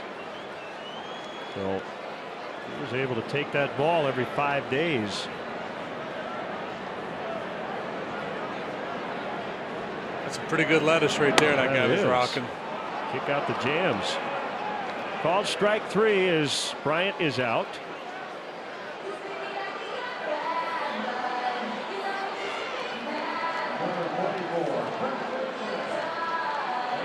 That brings up Rizzo. Cubs have 2 hits. Bryant in the first, Montero in the second, both singles. That's it. Oh yeah, JD, you are jealous. Oh yeah, big time. Maybe you could borrow some from those 2 guys. That's the good hair section of the stands. Way more than they need.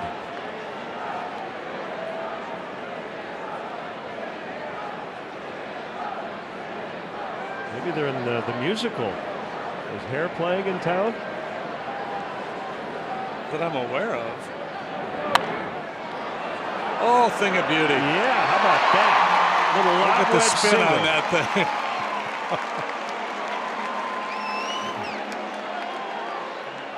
Anthony will take it. His batting average has been trending in the wrong way here recent days. A little masse. Watch it when it hits the ground, spin the way it kicks.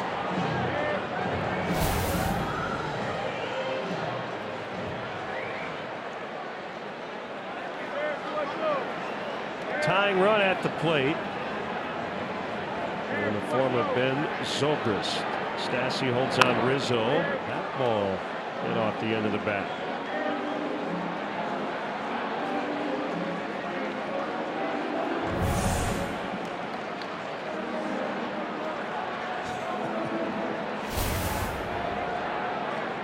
The hits he's been garnering lately have been home runs. For a low average on this last trip, but hit 5 homers in 9 games. Off the outside, 1-1.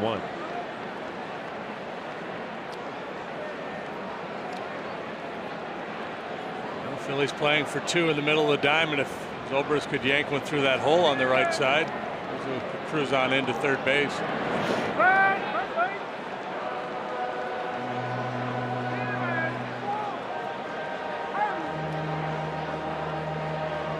Left-hander Joely Rodriguez throwing with bullpen coach John McLaren observing.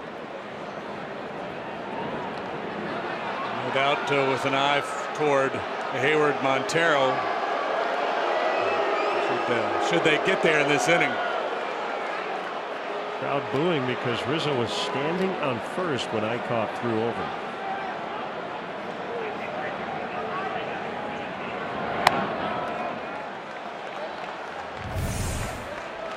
I think we need a new rule. You are not allowed to throw to a base if the runner is standing on the bag. Well, once in a while you see a guy get caught though. Yeah, you're right. Taking his lead as the stepping throw off comes. as the throw comes.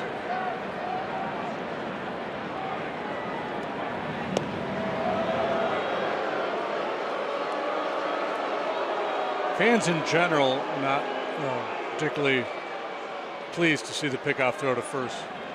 By the visiting club. Visiting pitcher. Yeah.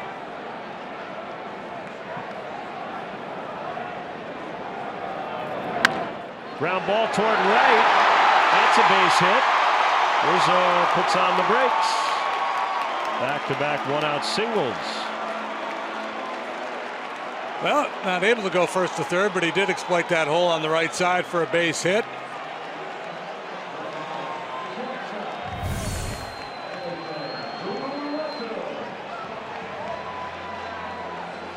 A couple balls hit very sharply for outs in this ball game by the Cubs. Now 2 relatively soft ones turn into base hits. The lob wedge by Rizzo and that little ground ball by Zobrist sneaks through.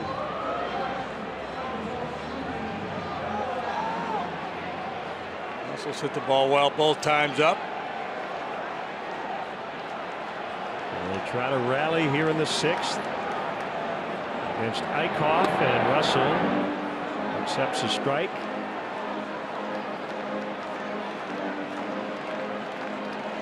Marlins all over the Rays tonight, 10-5. And the last of the 7th. Game being played at St. Pete. Way up in the air. 3 Phillies in the area. And it's the shortstop, and actually the infield fly rule was in effect, because Galvis was able to camp under it. A few years ago there was a very controversial such play in Atlanta in the wild card game, right? Cardinals and Braves. Yeah, 2012. There was triple play in the ball game in Boston last night with the Orioles on a pop-up into shallow left field that J.J. Hardy failed to make the catch on. Yeah, runners can advance once the arm goes up by the umpire. The batter's out. The runners can advance at their own risk.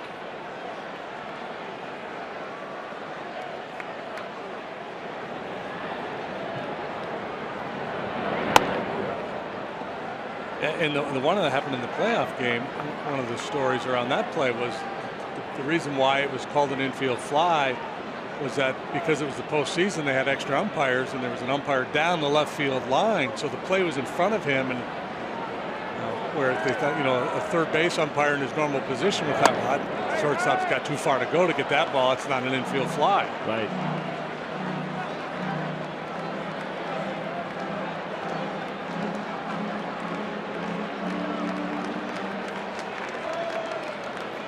Big pitch here, yep. On Hayward.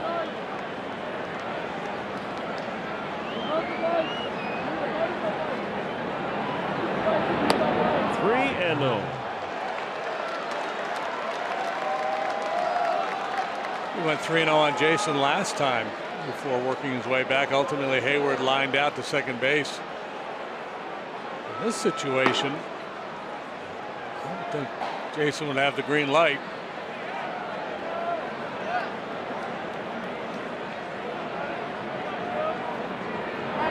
He does, and he pokes it to left, and it drops. Run will score. It's a one-run ball game. Jason Hayward knocks in Rizzo, and it's 3-2.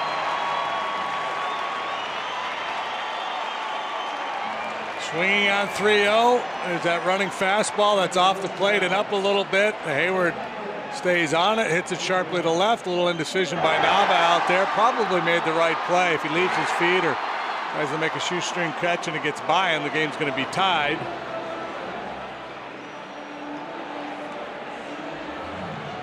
That'll be the end of Jared Eichhoff's evening. He will exit with a 3-2 lead as the Phillies go into their bullpen, and we'll be back.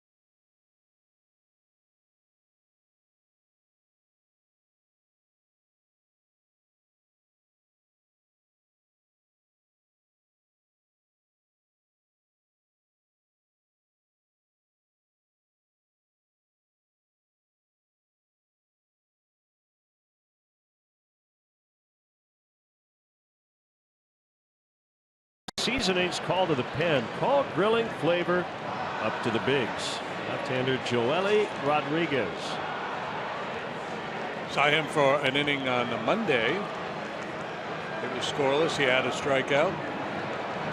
13 and a third innings, 14 hits, 10 punch-outs, 4 walks for Rodriguez. That Hayward RBI single, that's his first hit on a 3-0 pitch since 2012. Tommy Joseph also in as part of a double switch.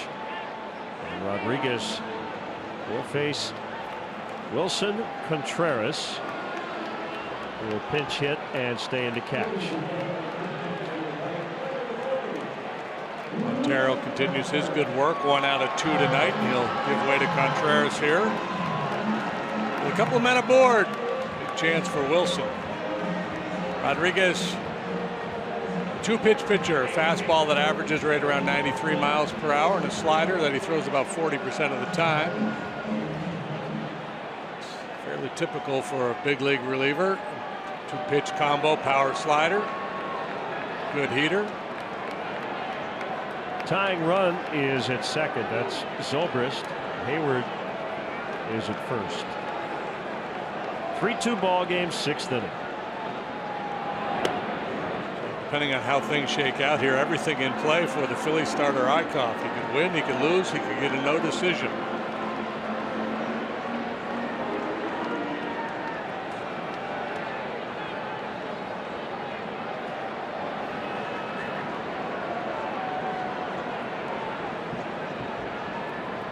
Here it comes. Oh, my. Gets away. Had to be a cross-up.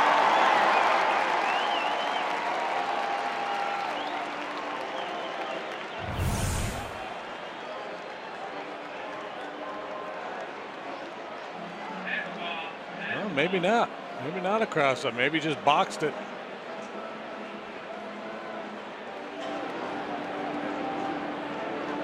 That could be significant. Now 2 in scoring position.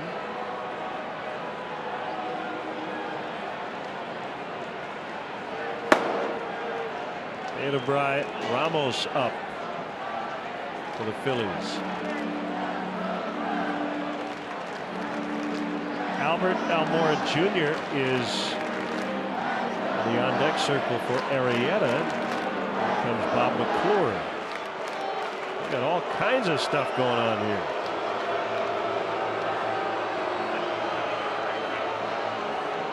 Buying a little time for Ramos with his visit to the mound and perhaps discussing strategy too now that there's a base open.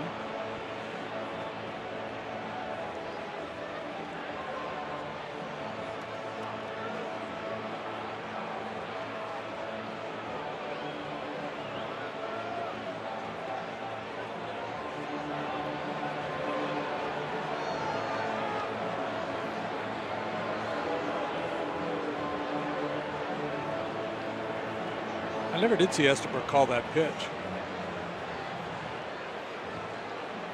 Is it a 1-0 pitch or an 0-1? I can't remember what the count was. Called it a ball. Called it a ball. Probably a strike. Tough to get the call though when you don't catch the pitch.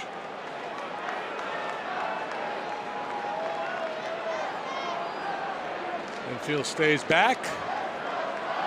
Ground ball just about anywhere ties the ball game. Oh, excuse me, 2 outs.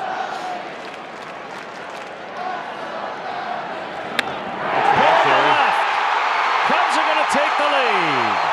Zobrist in. Hayward scores. A double for Contreras. 4-3. A double anywhere gives the Cubs the lead. How about that work by Contreras off the bench?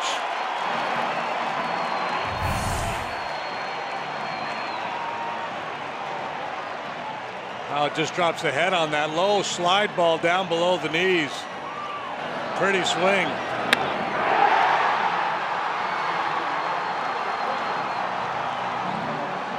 More importantly, effective swing. A go-ahead swing. Well, now Eichhoff will be on the hook for the loss. And Arrieta can get a win. Another pitching change. We'll be right back.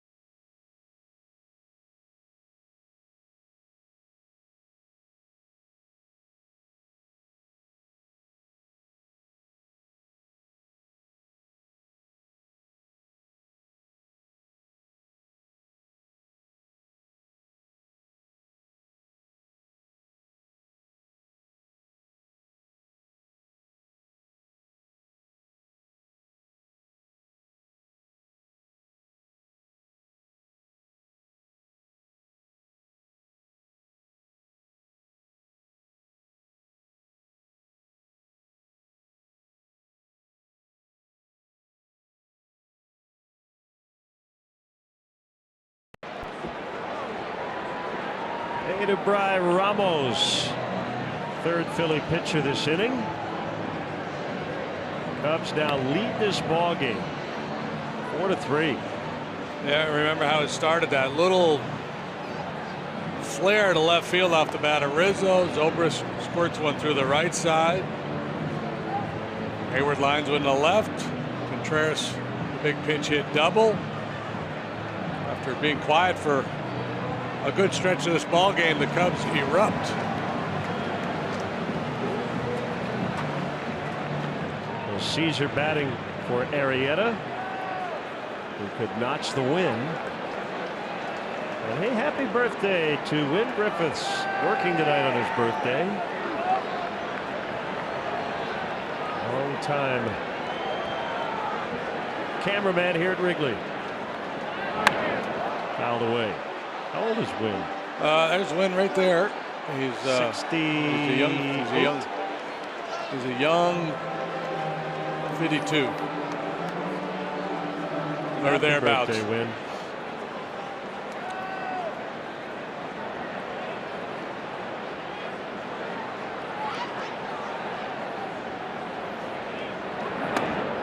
Caesar shows bunt, takes the pitch inside at 95.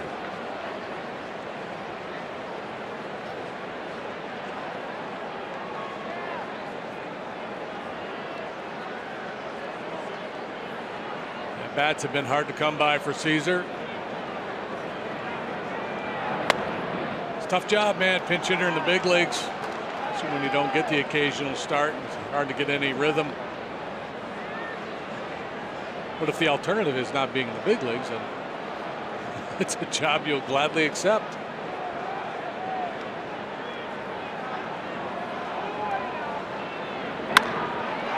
Toward the middle, Galvis with a nice play. He's going to fire home and save. Not sure why Galvis waited.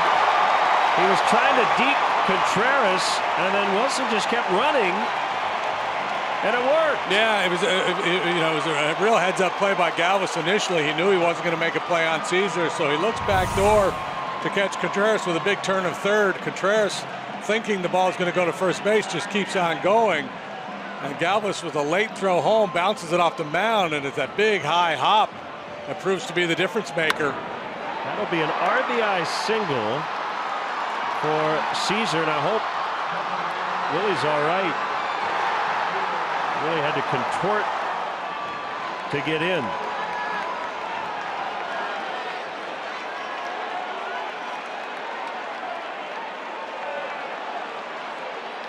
This place is buzzing.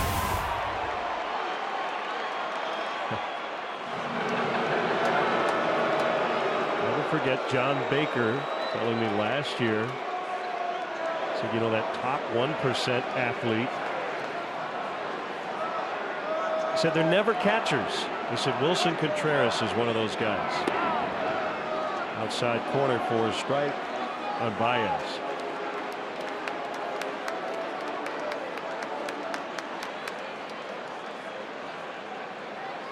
Four runs here in the sixth.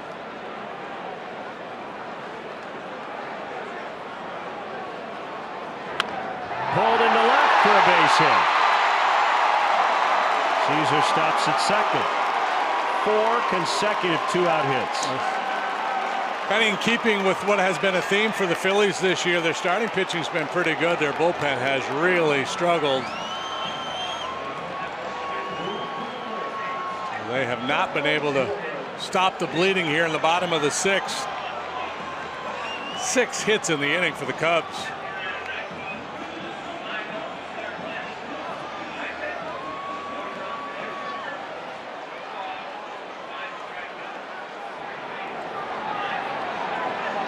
Schwarber, the ninth Cub to bat this inning.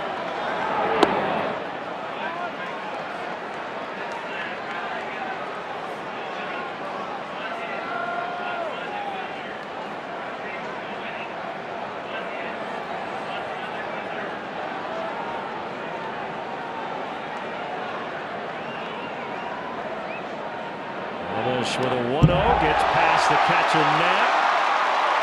Caesar will stop at third.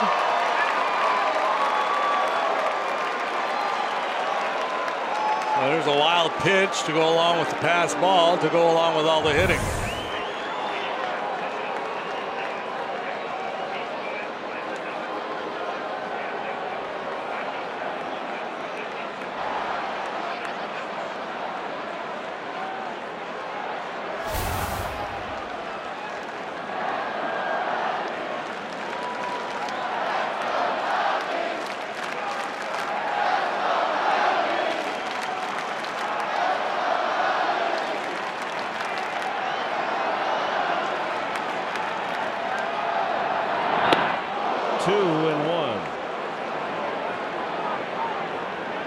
Okay, 2-0, cheating on a heater.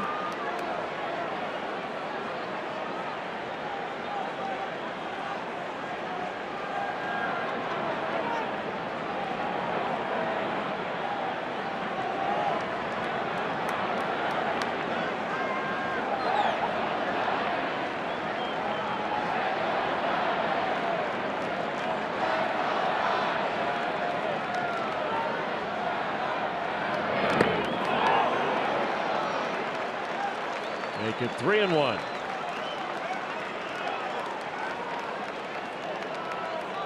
Good work by the Cubs bench so far this year. 2 big pinch hits tonight. Coming into this one, Cubs pinch hitters were batting .293. 12 out of 41. Second best in the National League. Cardinals pinch hitters hitting .441.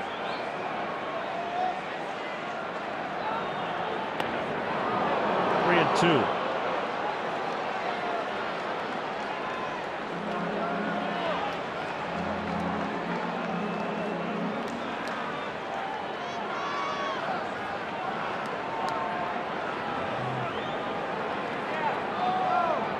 Second and third, 2 outs, 3-2 to Schwarber. Strike 3, inning over.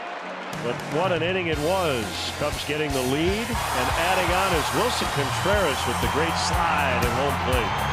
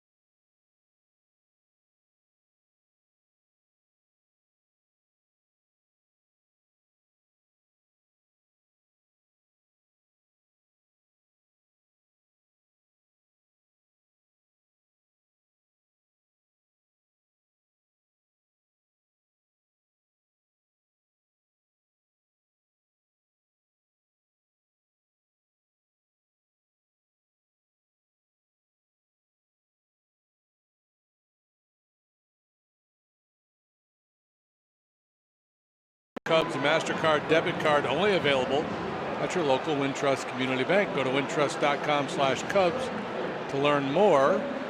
Member FDIC. Contreras stays in to catch after making his presence known off the bench with the go-ahead 2-run double and then scoring the insurance run.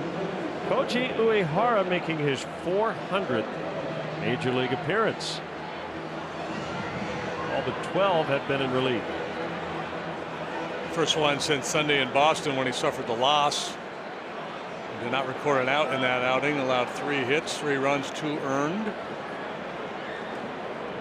He was working on back-to-back days. Saturday went swimmingly. 1 scoreless inning in that outing. Splitter for his strike.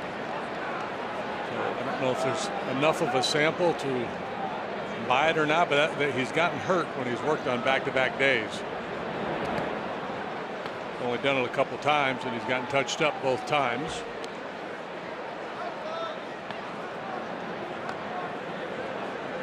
Quality start for Arrieta, 6 innings, 3 runs. Pat Neshek. Yeah, you know, a couple plays in the outfield that were not made. This one should be, and it is. Would be. Otherwise, the numbers would be even better for Arrieta. But stuff-wise, I think this is as good as he's been this year. I love the action on his pitches. The velocity was good.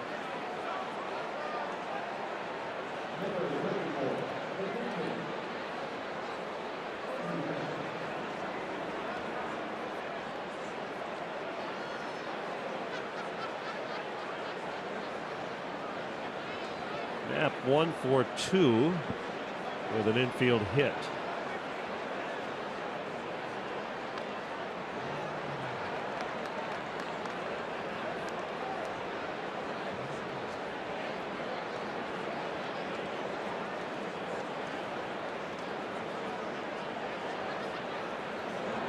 Carry on the big board for the stretch coming up.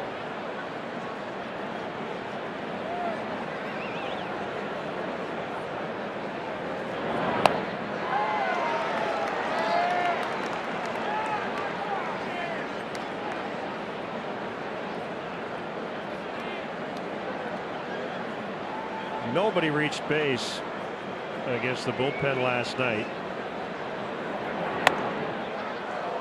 Edwards, Rondon, and Davis to help John Lester get his first win of the season.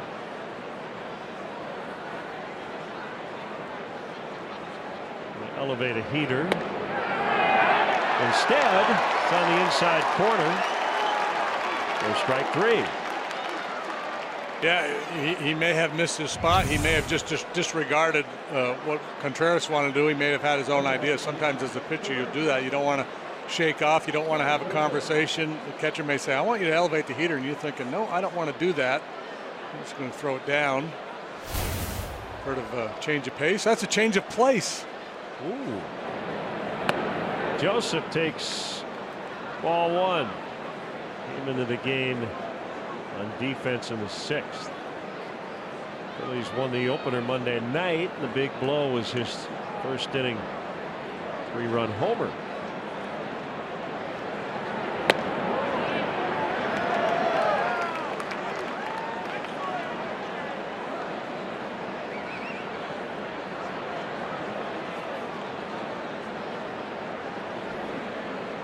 Turns and fires 1-2.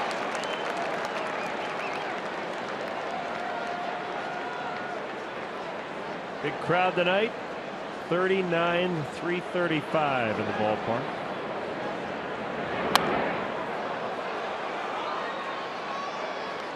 He gets a lot of spin on his 4-seam fastball, usually 87, 88 miles per hour, but he gets a lot of swing throughs, pop-ups, foul backs.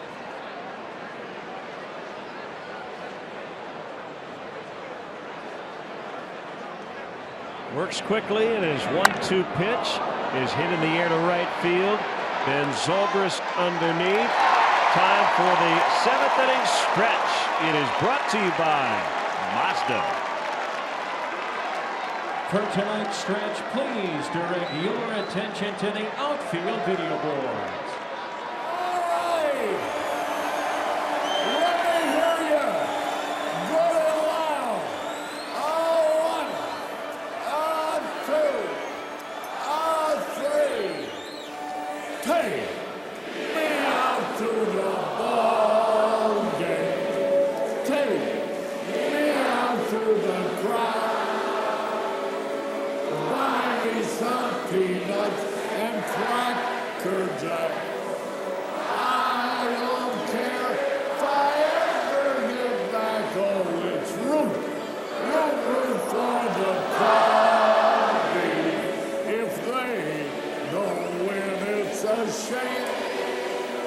For it's one.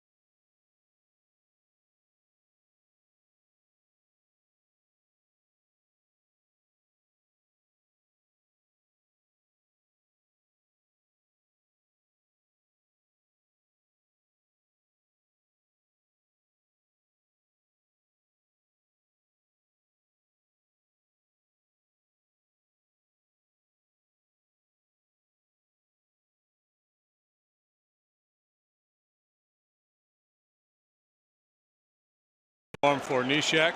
Last couple of seasons he was an Astro. Before that a Cardinal, an A, a Padre, and 4 seasons with the Twins beginning in '06. First pitch strike to Chris Bryant, who's 1 for 3 in this one. Neshek, 36 years of age now. Played his college ball at Butler. Born in Madison, Wisconsin. There's a bundle of energy out there. And got a lot of funk. Fly ball right field. Altair is over, and it's just out of play. The Tart. And normally you'd see a second baseman in pursuit of that ball as well, but with the shift for Bryant, there's no chance for Hernandez to be involved in the play. He was not going to show up on game film near the ball on that one. That's why, because he's way over there.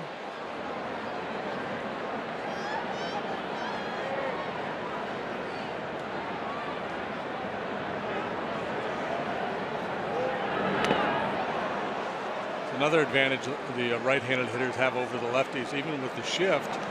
The left-handed hitter will have that one of the infielders positioned in shallow right field because of the short throw. Shift for a right-handed hitter, nobody out in shallow left field because they have to make that long throw across the diamond. So in theory, easier for a right-handed hitter to hit the ball through the shift on the left side than a left-handed hitter on the right.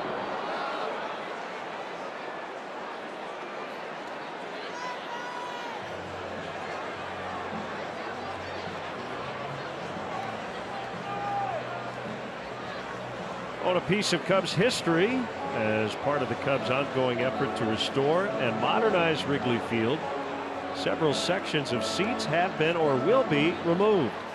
These seats are now available to purchase in sets of 2. Go to Cubs.com/seat sale for more info. I mentioned Neshek was born in Madison. He grew up in the suburbs of the Twin Cities. Twins playoff teams over a decade ago, managed by Ron Gardenhire. You had Joe Mauer, Glenn Perkins, Pat Neshek, all local kids on that roster. Make an all-star team one of those years? Don't believe with the Twins, but yes. Cardinals. He was an all-star with St. Louis 3 years ago.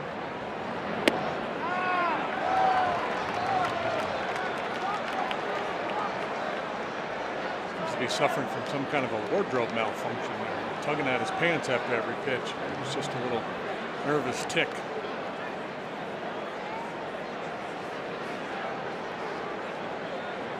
It's not a real tick. That'll be a base hit. Nobody over there between first and second. So once it got past Neshek, it was an easy single. Yeah, and he hits a few balls like that. He had one on the road trip in Pittsburgh. I wonder if some clubs are going to start to respect that a little bit and not be quite as extreme with their shifting.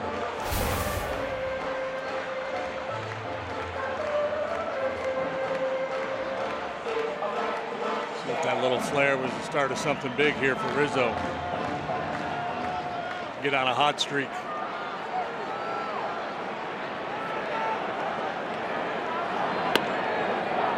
Strike called on Rizzo. He started the rally in the 6th with a 1-out single. Who scored on Hayward's RBI hit.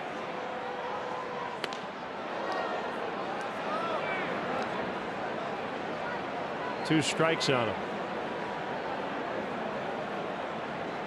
If I had to do it all over again, I think I would pitch like Pat Neshek. We all want to be a little more funky. Fully looks cool.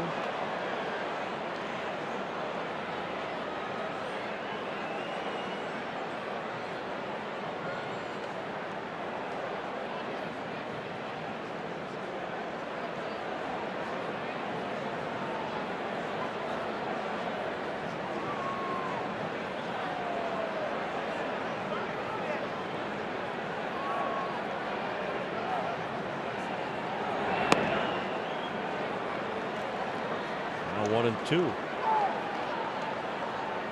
Yankees now have an 8-6 lead over the Blue Jays as they play the bottom of the 8th.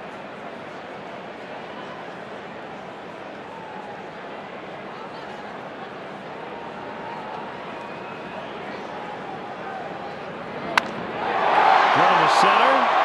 Herrera chasing after it. He'll make the catch. Bryant basically got to second, but he'll be able to get back to first, no problem. The ball had a little slice spin on it, took a little steam out of it. Herrera, an opportunity to run underneath it. Dunsing and Rondon up in the Cubs bullpen.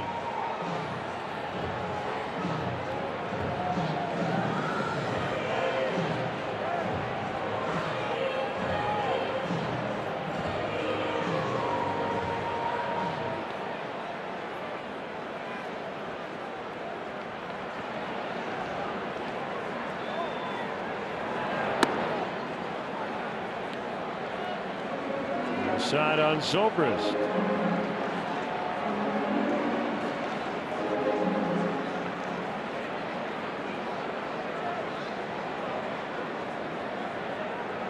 As we get ready for the Yankees to come to town, Starlin Castro has 2 hits tonight. He's hitting .362 on the year.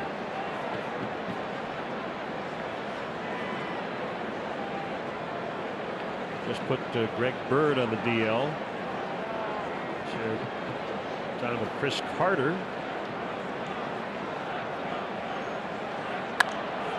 High fly right field. The wind may push this one to the seats, and that's exactly what happened.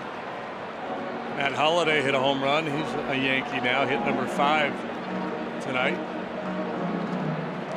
Yeah, he's slashing .269, .389, .526.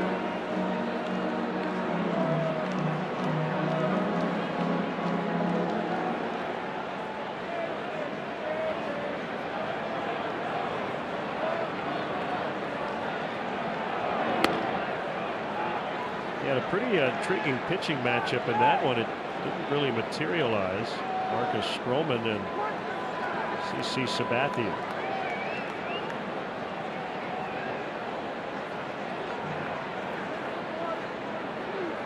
They both got pulled early.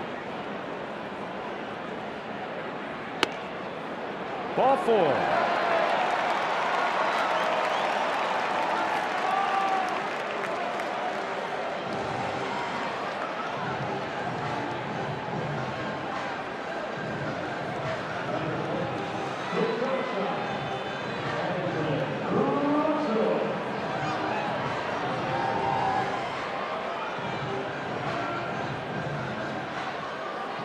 Opportunity to play add-on now. The walk pushes Bryant into scoring position.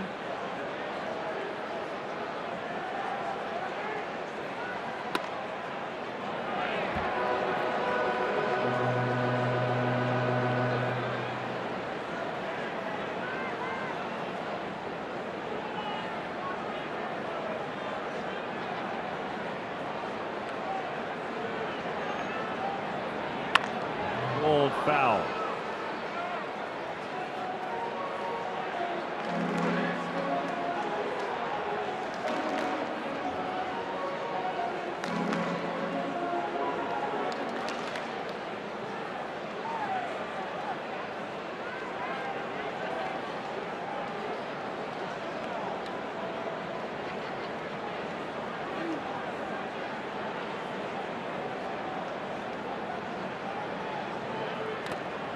Last road trip, Addison having success hitting the ball the other way.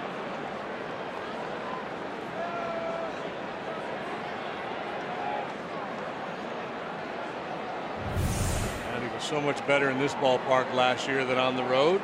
Let's see here, a little more pain inflicted upon the Philly catcher Knapp. Bruised and battered. Big pass ball, wild pitch he didn't get leather on.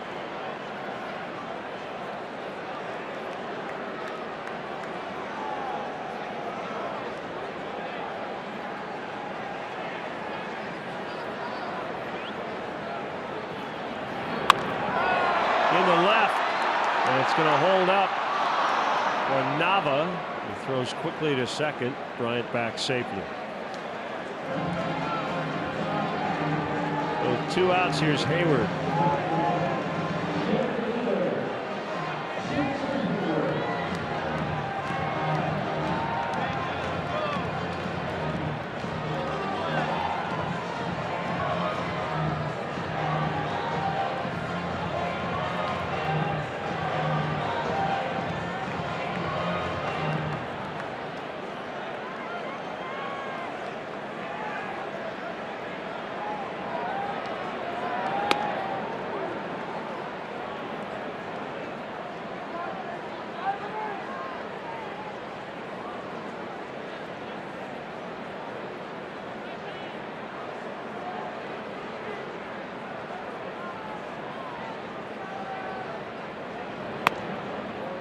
One and one.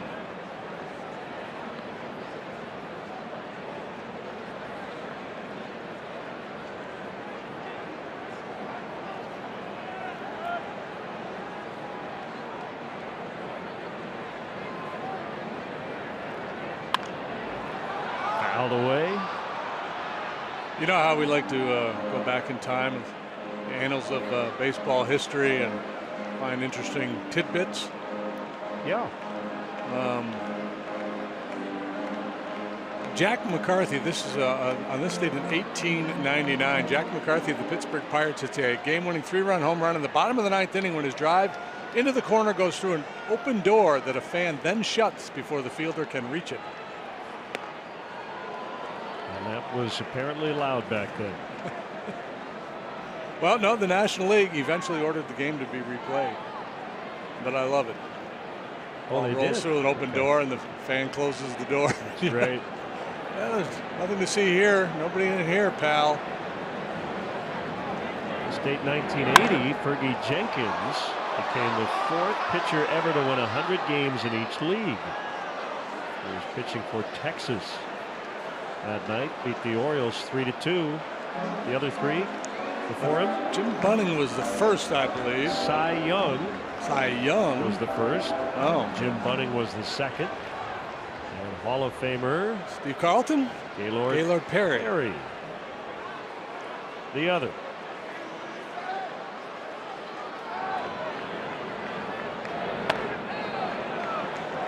(3-2) to Hayward.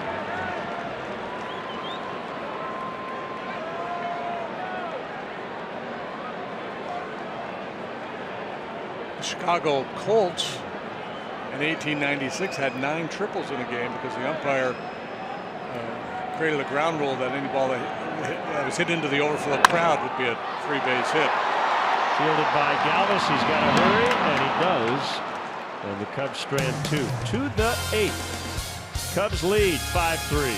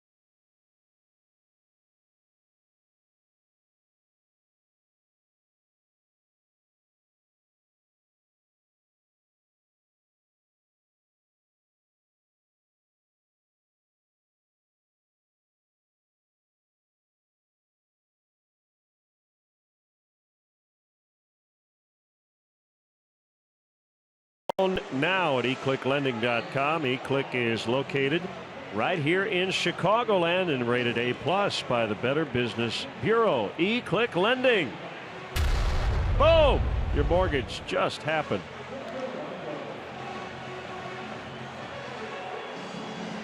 Hector Rondon in the 8th, setting up for Wade Davis. Hector has been outstanding, pitching to an 0.87 ERA, a scoreless inning in the ball game last night through 13 pitches. Gave up nothing, no hits, no walks, had a strikeout. A new look in the outfield as Zobrist slides over to play left, Almora in center, and Hayward will move to right. This bullpen has now retired 20 consecutive batters going back to Monday night. It includes Uehara's 1-2-3 7th this evening.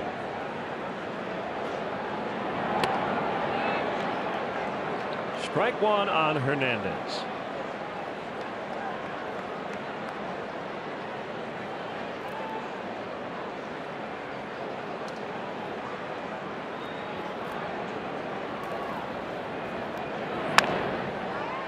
Jam shot roller. Baez. Shovel pass to Rizzo.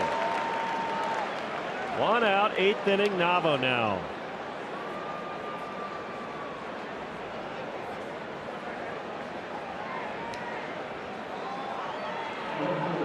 More action in the visitors' bullpen. Joaquin Benoit.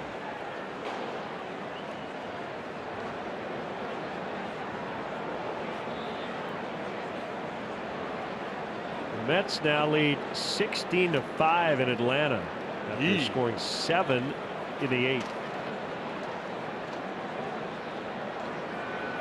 Michael Conforto 3 for 6, batting .357 on the year. Looks like he's figured it out.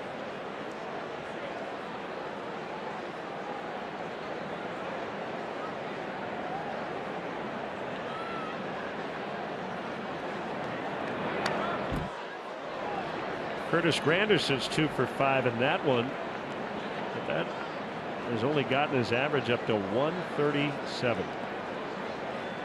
Tough start for the Chicago native.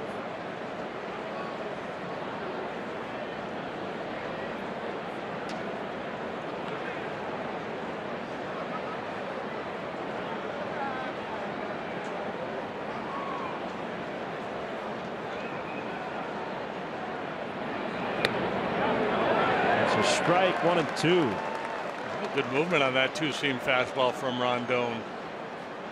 He's pitching on back-to-back days for the first time since the beginning of the season. He pitched April 6th and 7th. Since then, he's had at least one day off between outings, usually 2 or 3.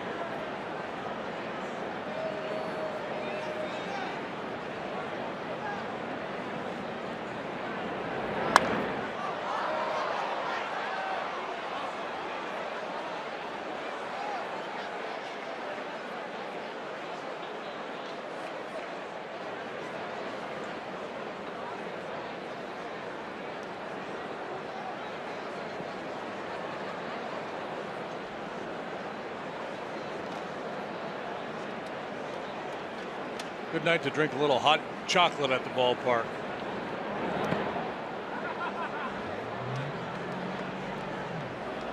Why not blend with a hot dog? Quite as well as a cold beverage. Yeah, there's an art form to matching the beverage to the food.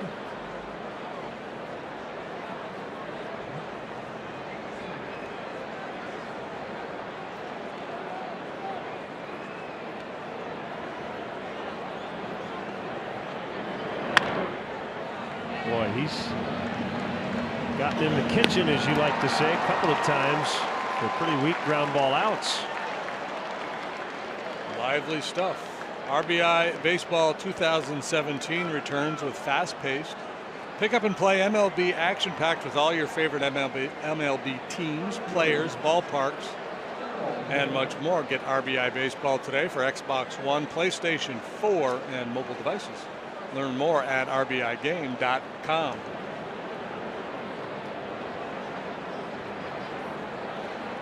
Altair fouls.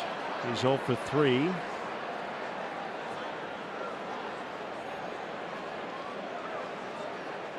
Having a nice year. He was having a nice series coming into this game tonight, but quiet this evening. Punch out, pop to short, ground ball to third.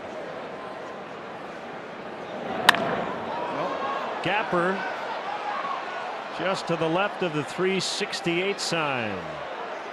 Altair slides in with a 2-base hit. Snaps that string for the Cubs bullpen. They had sent down 22 in a row before that 2-out double. And that's the first Philly base runner in this game since the double by Stassi back in the 4th. This kid looks legit though, doesn't he? That's a good looking swing.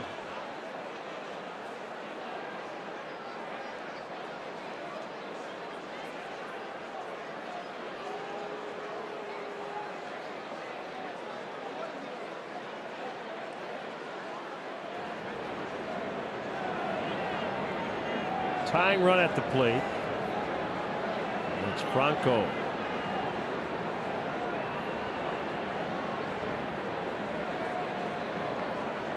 Pitch. Base hit, maybe. Yep. Good effort by Hayward. Just couldn't get to it. That ball held up for a lot longer than I thought it was going to. It's a 1-run game now as Franco picks up his 3rd hit and his 2nd RBI tonight. Yeah, you see Hayward clearly frustrated. He feels like he should have had that ball.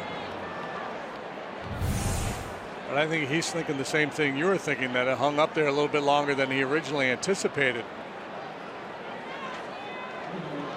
Great work by Almore to come over and provide support and keep Franco at first base.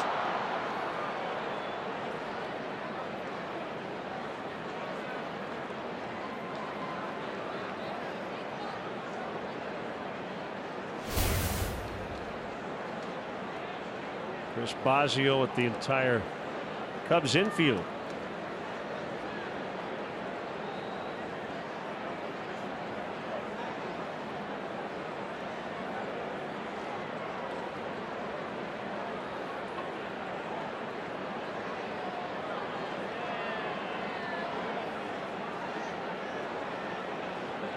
The batter is Herrera.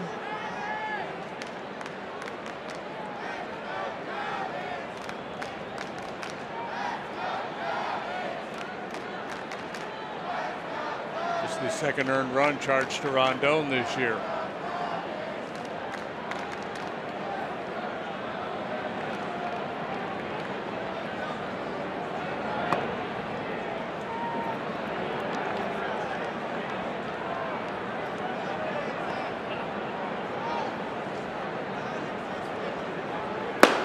Stroke just in case.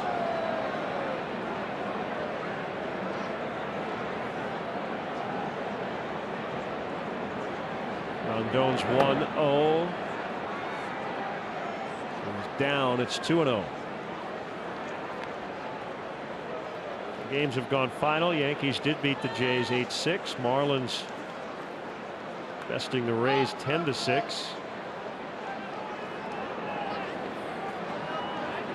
Franco's not a base stealer. He hasn't tried one this year. Last year he stole 1 base in 2 tries.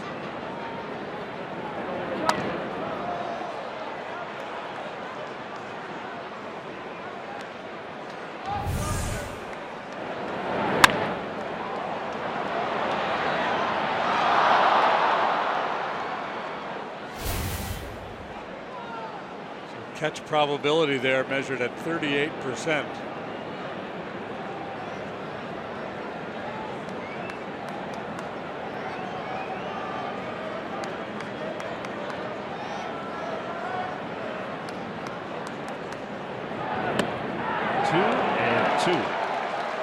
And I believe catch probability is determined by exit velocity, angle, launch angle, where the ball ended up, the percentage of times that particular ball gets caught by an outfielder. I don't think it takes positioning into consideration. Fans on their feet. 2-2 pitch.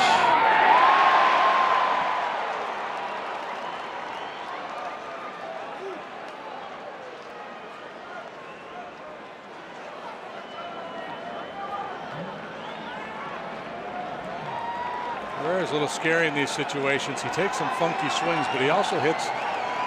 Reminds me a little bit of Starlin Castro, who get base hits on bad balls.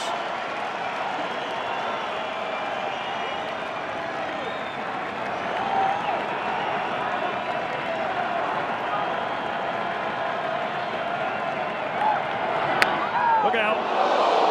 A rocket over the Philly dugout. I hope everybody's all right. Well, that's an example of what I was talking about, just the fact that he was able to get wood on that pitch.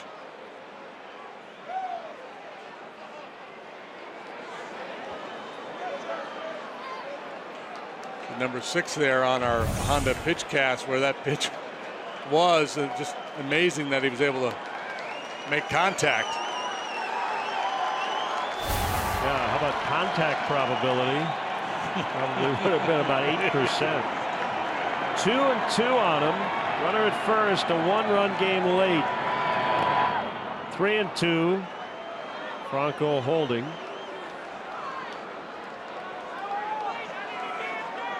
Herrera, a center fielder, but he started out as a teenager in the Rangers chain as a middle infielder.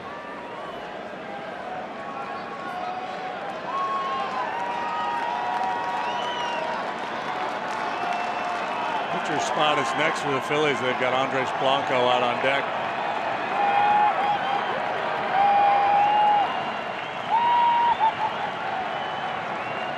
Franco will be running. There he goes. The pitch. Swing and a miss. Rondon gives up 1, but able to keep the Cubs in the lead. We go to the bottom of the 8th, 5-4.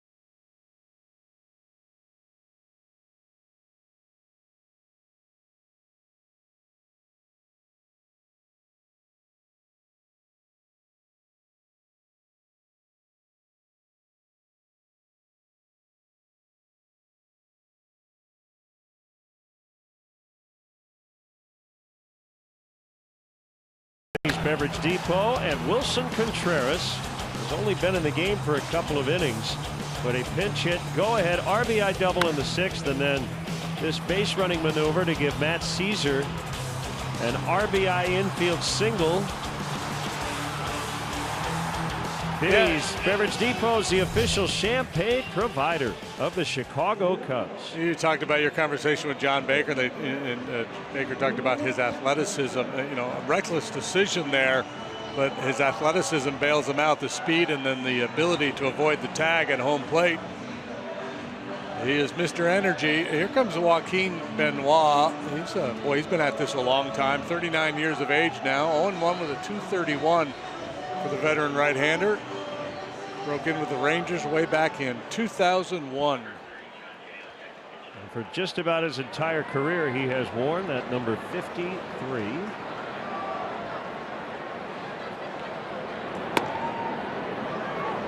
Contreras takes a strike.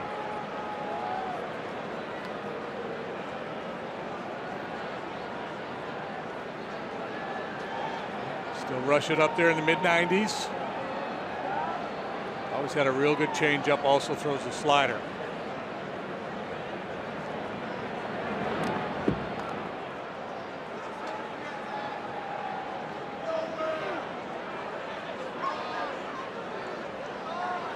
Closer calmly getting ready.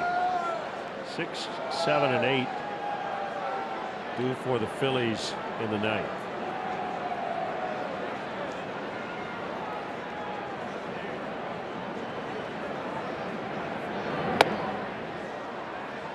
Sure, Wade would not mind having a little wiggle room to play with when he takes the mound in the top of the ninth.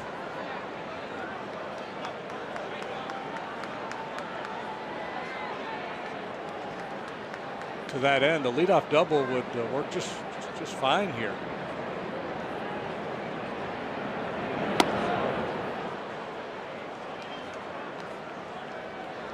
You're not supposed to throw 95 when you're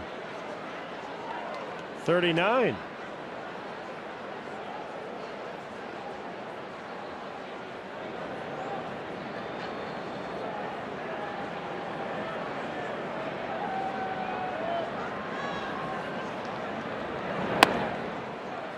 Benoit did some starting earlier in his career with the Rangers. Overall, he has appeared in 724 games, 55 starts. Coming with the Rangers 2002 through 2005.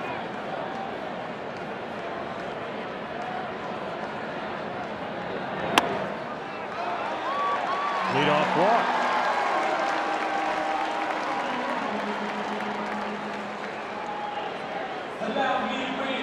John Jay off the bench.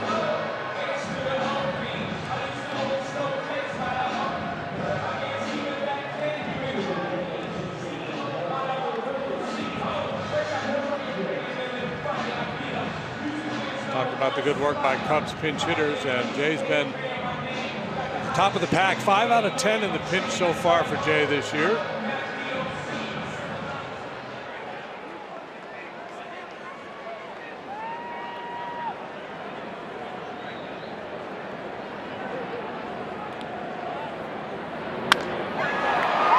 Backhanded play, Galvis. Safe at first.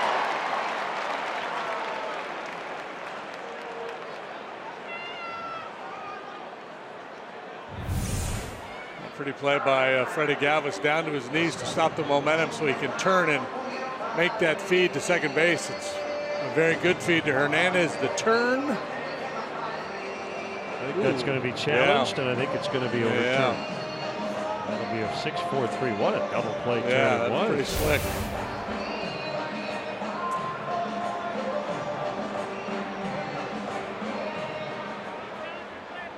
While we wait.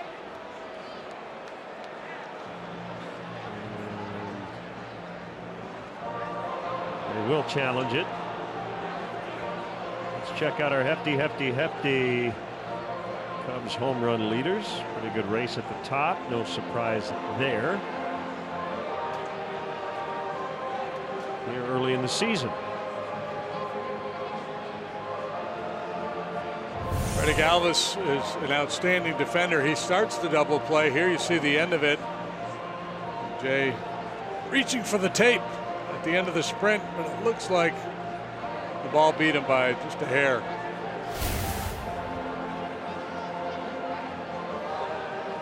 This really should take about 20 seconds.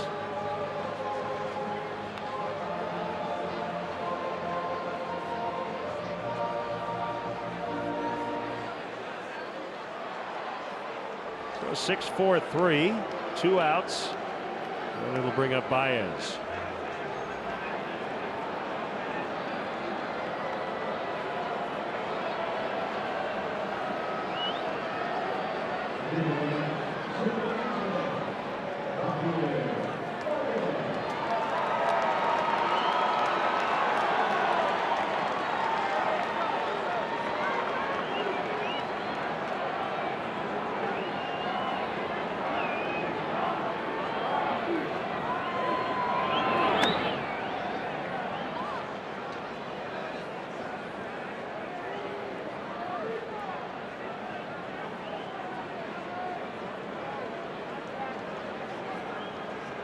Phillies don't really have a designated closer at the moment. They haven't had a ninth inning save spot in this series. Genmar Gomez was the guy at the beginning. Benoit ostensibly for maybe a day or two, and then Hector Neris, who gave it up the other night in LA. Yeah, Monday before the game, before game one of the series, we were told if the Phillies had a save opportunity that Benoit would get the ball. Cannon's just trying to sort things out.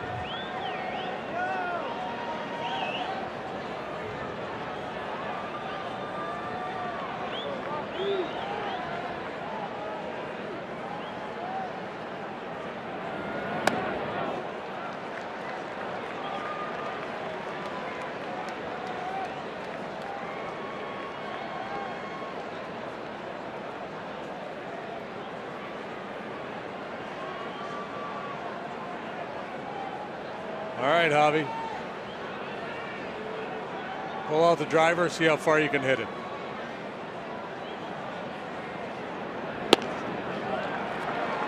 Second walk of the inning.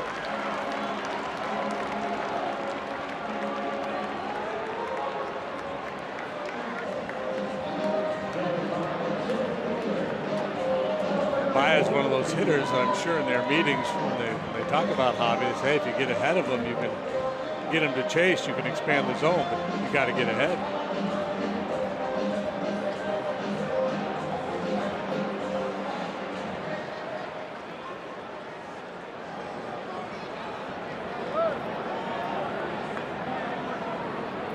Good lead.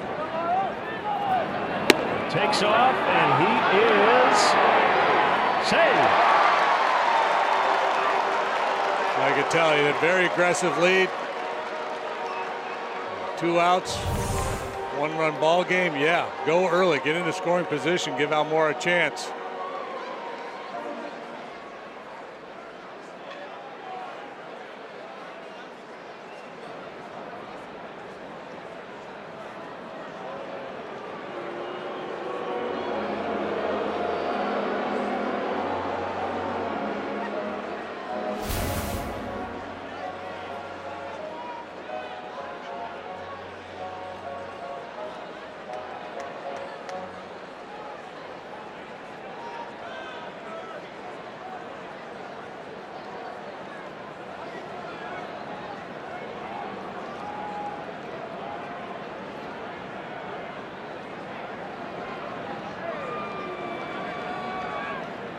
One and 0 to Almora. Hard but foul.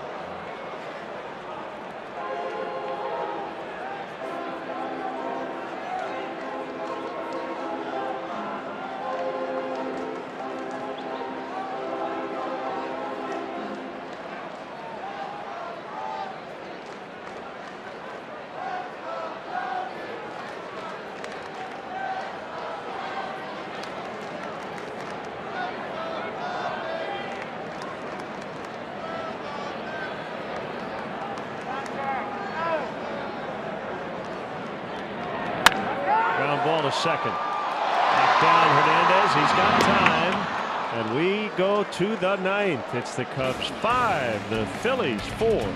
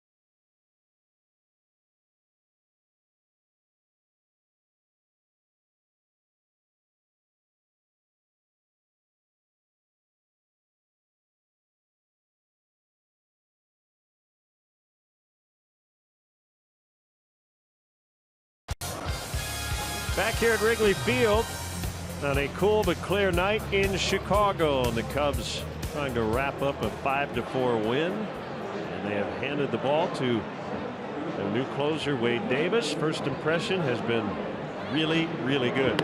Yeah, he's been outstanding, not just in the saves department, because sometimes that can be an overblown statistic, but he's 6 out of 6 in that department. He has not allowed an earned run with that 0 ERA, 11 1/3, just 4 hits, a couple of walks, and he struck out about 1/3 of the men he has faced so far this year. Pinch hitter Andres Blanco will start it. Galvis on deck. Cubs lead by 1. Here we go. And it's a strike to start it. Backdoor cutter at the top of the zone.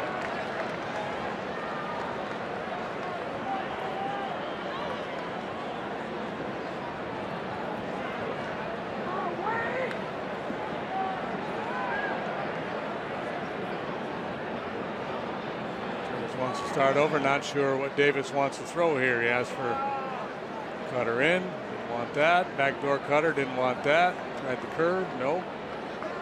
That's the one he didn't try. The heater in.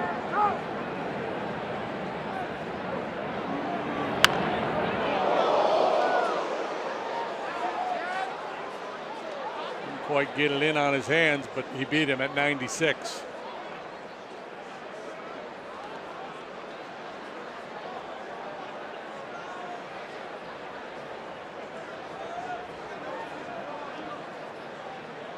Two strikes to Blanco. This could be an all-switch hitter inning. Blanco, Galvis, and Knapp, the catcher. Oh, strike 3.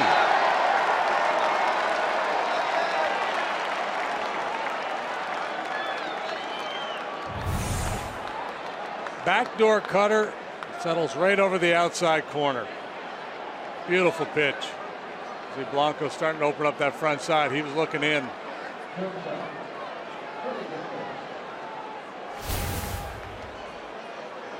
Galvis 0 for 2 with a sacrifice fly. Strikeout number 10 for the 4 Cubs pitchers combined. Power curveball. Davis worked an inning in the ball game last night. 3 up, 3 down with a strikeout.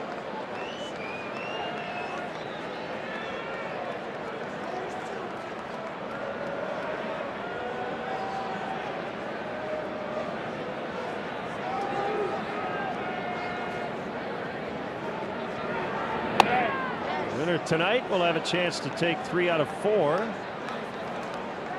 The series finale tomorrow afternoon.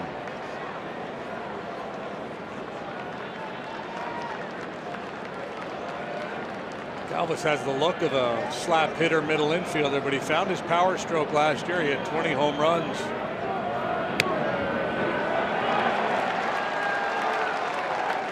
Gone deep 4 times so far this season.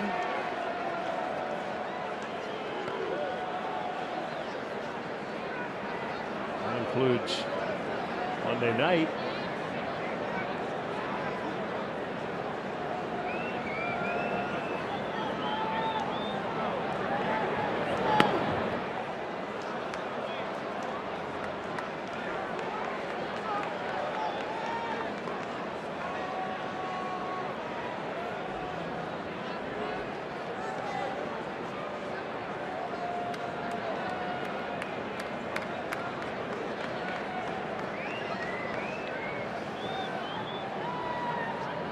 Go in with some heat, and it is ball 4.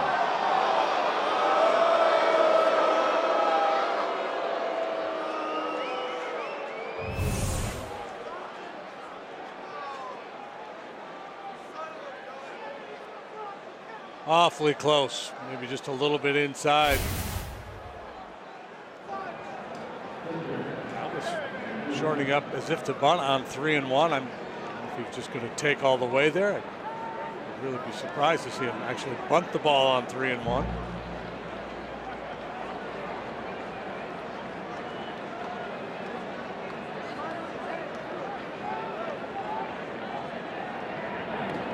Gets away. And Contreras did the smart thing. Last thing you want to do here is pick up the ball and fire it into center. Galvis was going to reach second no matter what. It's a wild pitch. That hard curveball can be sometimes difficult to block. The key is you got to move the feet and get out and get square behind it so you can knock that ball down and keep it in front and perhaps prevent the base runner from advancing.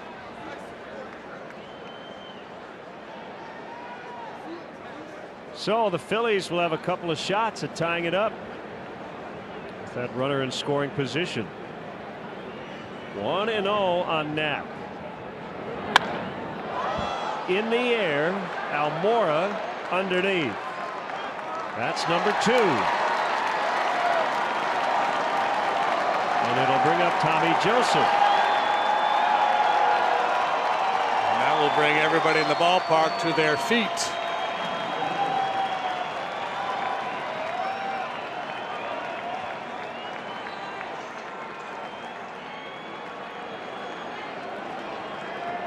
Came in the double switch, so he has had a plate appearance. Flew to left.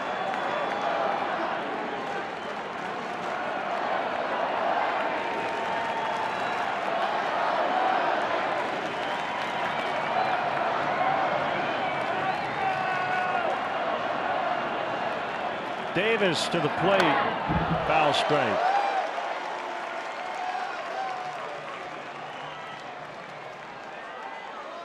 This is not a real speedy guy. That allows the middle infielders to play a little deeper.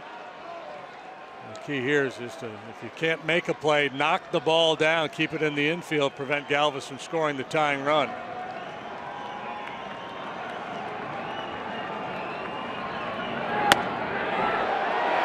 Late call by Estabrook. Gets 0-2. Thought that one over, didn't he? So a front hip cutter starts at the hitter and then just clings to the inside corner. Could have gone either way. This time Davis gets the call.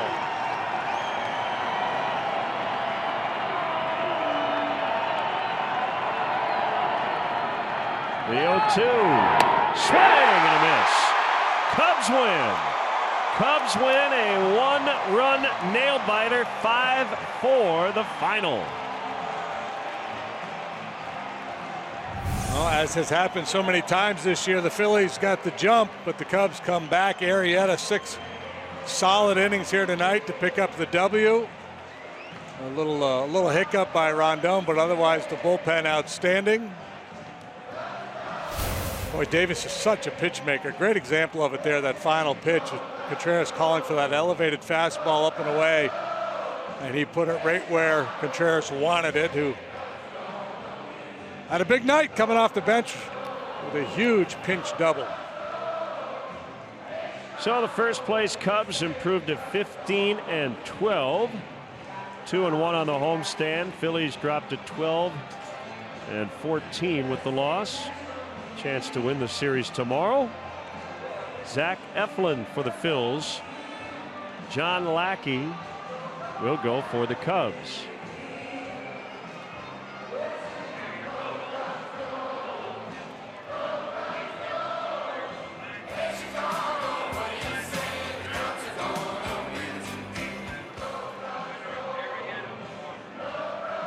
Take it away, Kelly Kroll. All right, guys, the go-ahead 2-run double for you in the 6th inning. Wilson, you haven't come off the bench much this year, but walk us through how you got prepared for that moment and then how you were successful in that at-bat. My mind was ready since the game started because I know that Joe likes to move the piece around the game, but once they started at 6, I think it was 6 or 7, I don't know. I was in the cage, like hitting by myself, telling myself to slow down a little bit, to let the game come to me a little bit. And by the time that I went out there and hit the ball, I was trying to just to say right through the ball. And then after that, some very aggressive base running. Matt Caesar knocks it to short. What are you looking at? Are you watching Gary Jones at third, or were you going home all the way? I mean, there was 2 outs, and I thought that he was hitting the ball to middle. I was going home since the contact was made. And when I saw the catcher like looking for the baseball, I thought, oh man, it's gonna be a close place. But thanks God that I came around the base. And last but not least, does this team just like making it exciting, coming from behind every night? What's the deal? I don't know. I mean, baseball is baseball. You know, we're starting like losing the game the first couple innings, but like we always say, we never quit, and we always play hard till the 9th inning. All right, go enjoy this one with your team. Thanks, Wilson. Thank you very much. There you guys go. Never quit. That's the case tonight. Once again, Cubs come out on top with a one-run victory here tonight. Thank you, Kelly. And Wilson Contreras receives a gift card courtesy of James & Sons Fine Jewelers. Thanks to Wilson for joining us. And we're back here on CSN 12:30 for a pregame coverage on Friday as the Cubs welcome in Starlin Castro and the Yankees to open up the weekend series. For JD, for Kelly, and our entire crew here at Wrigley Field, Len Casper with your final score. Cubs 5, Phillies 4. Blue Cross Blue Shield Cubs post-game live is next.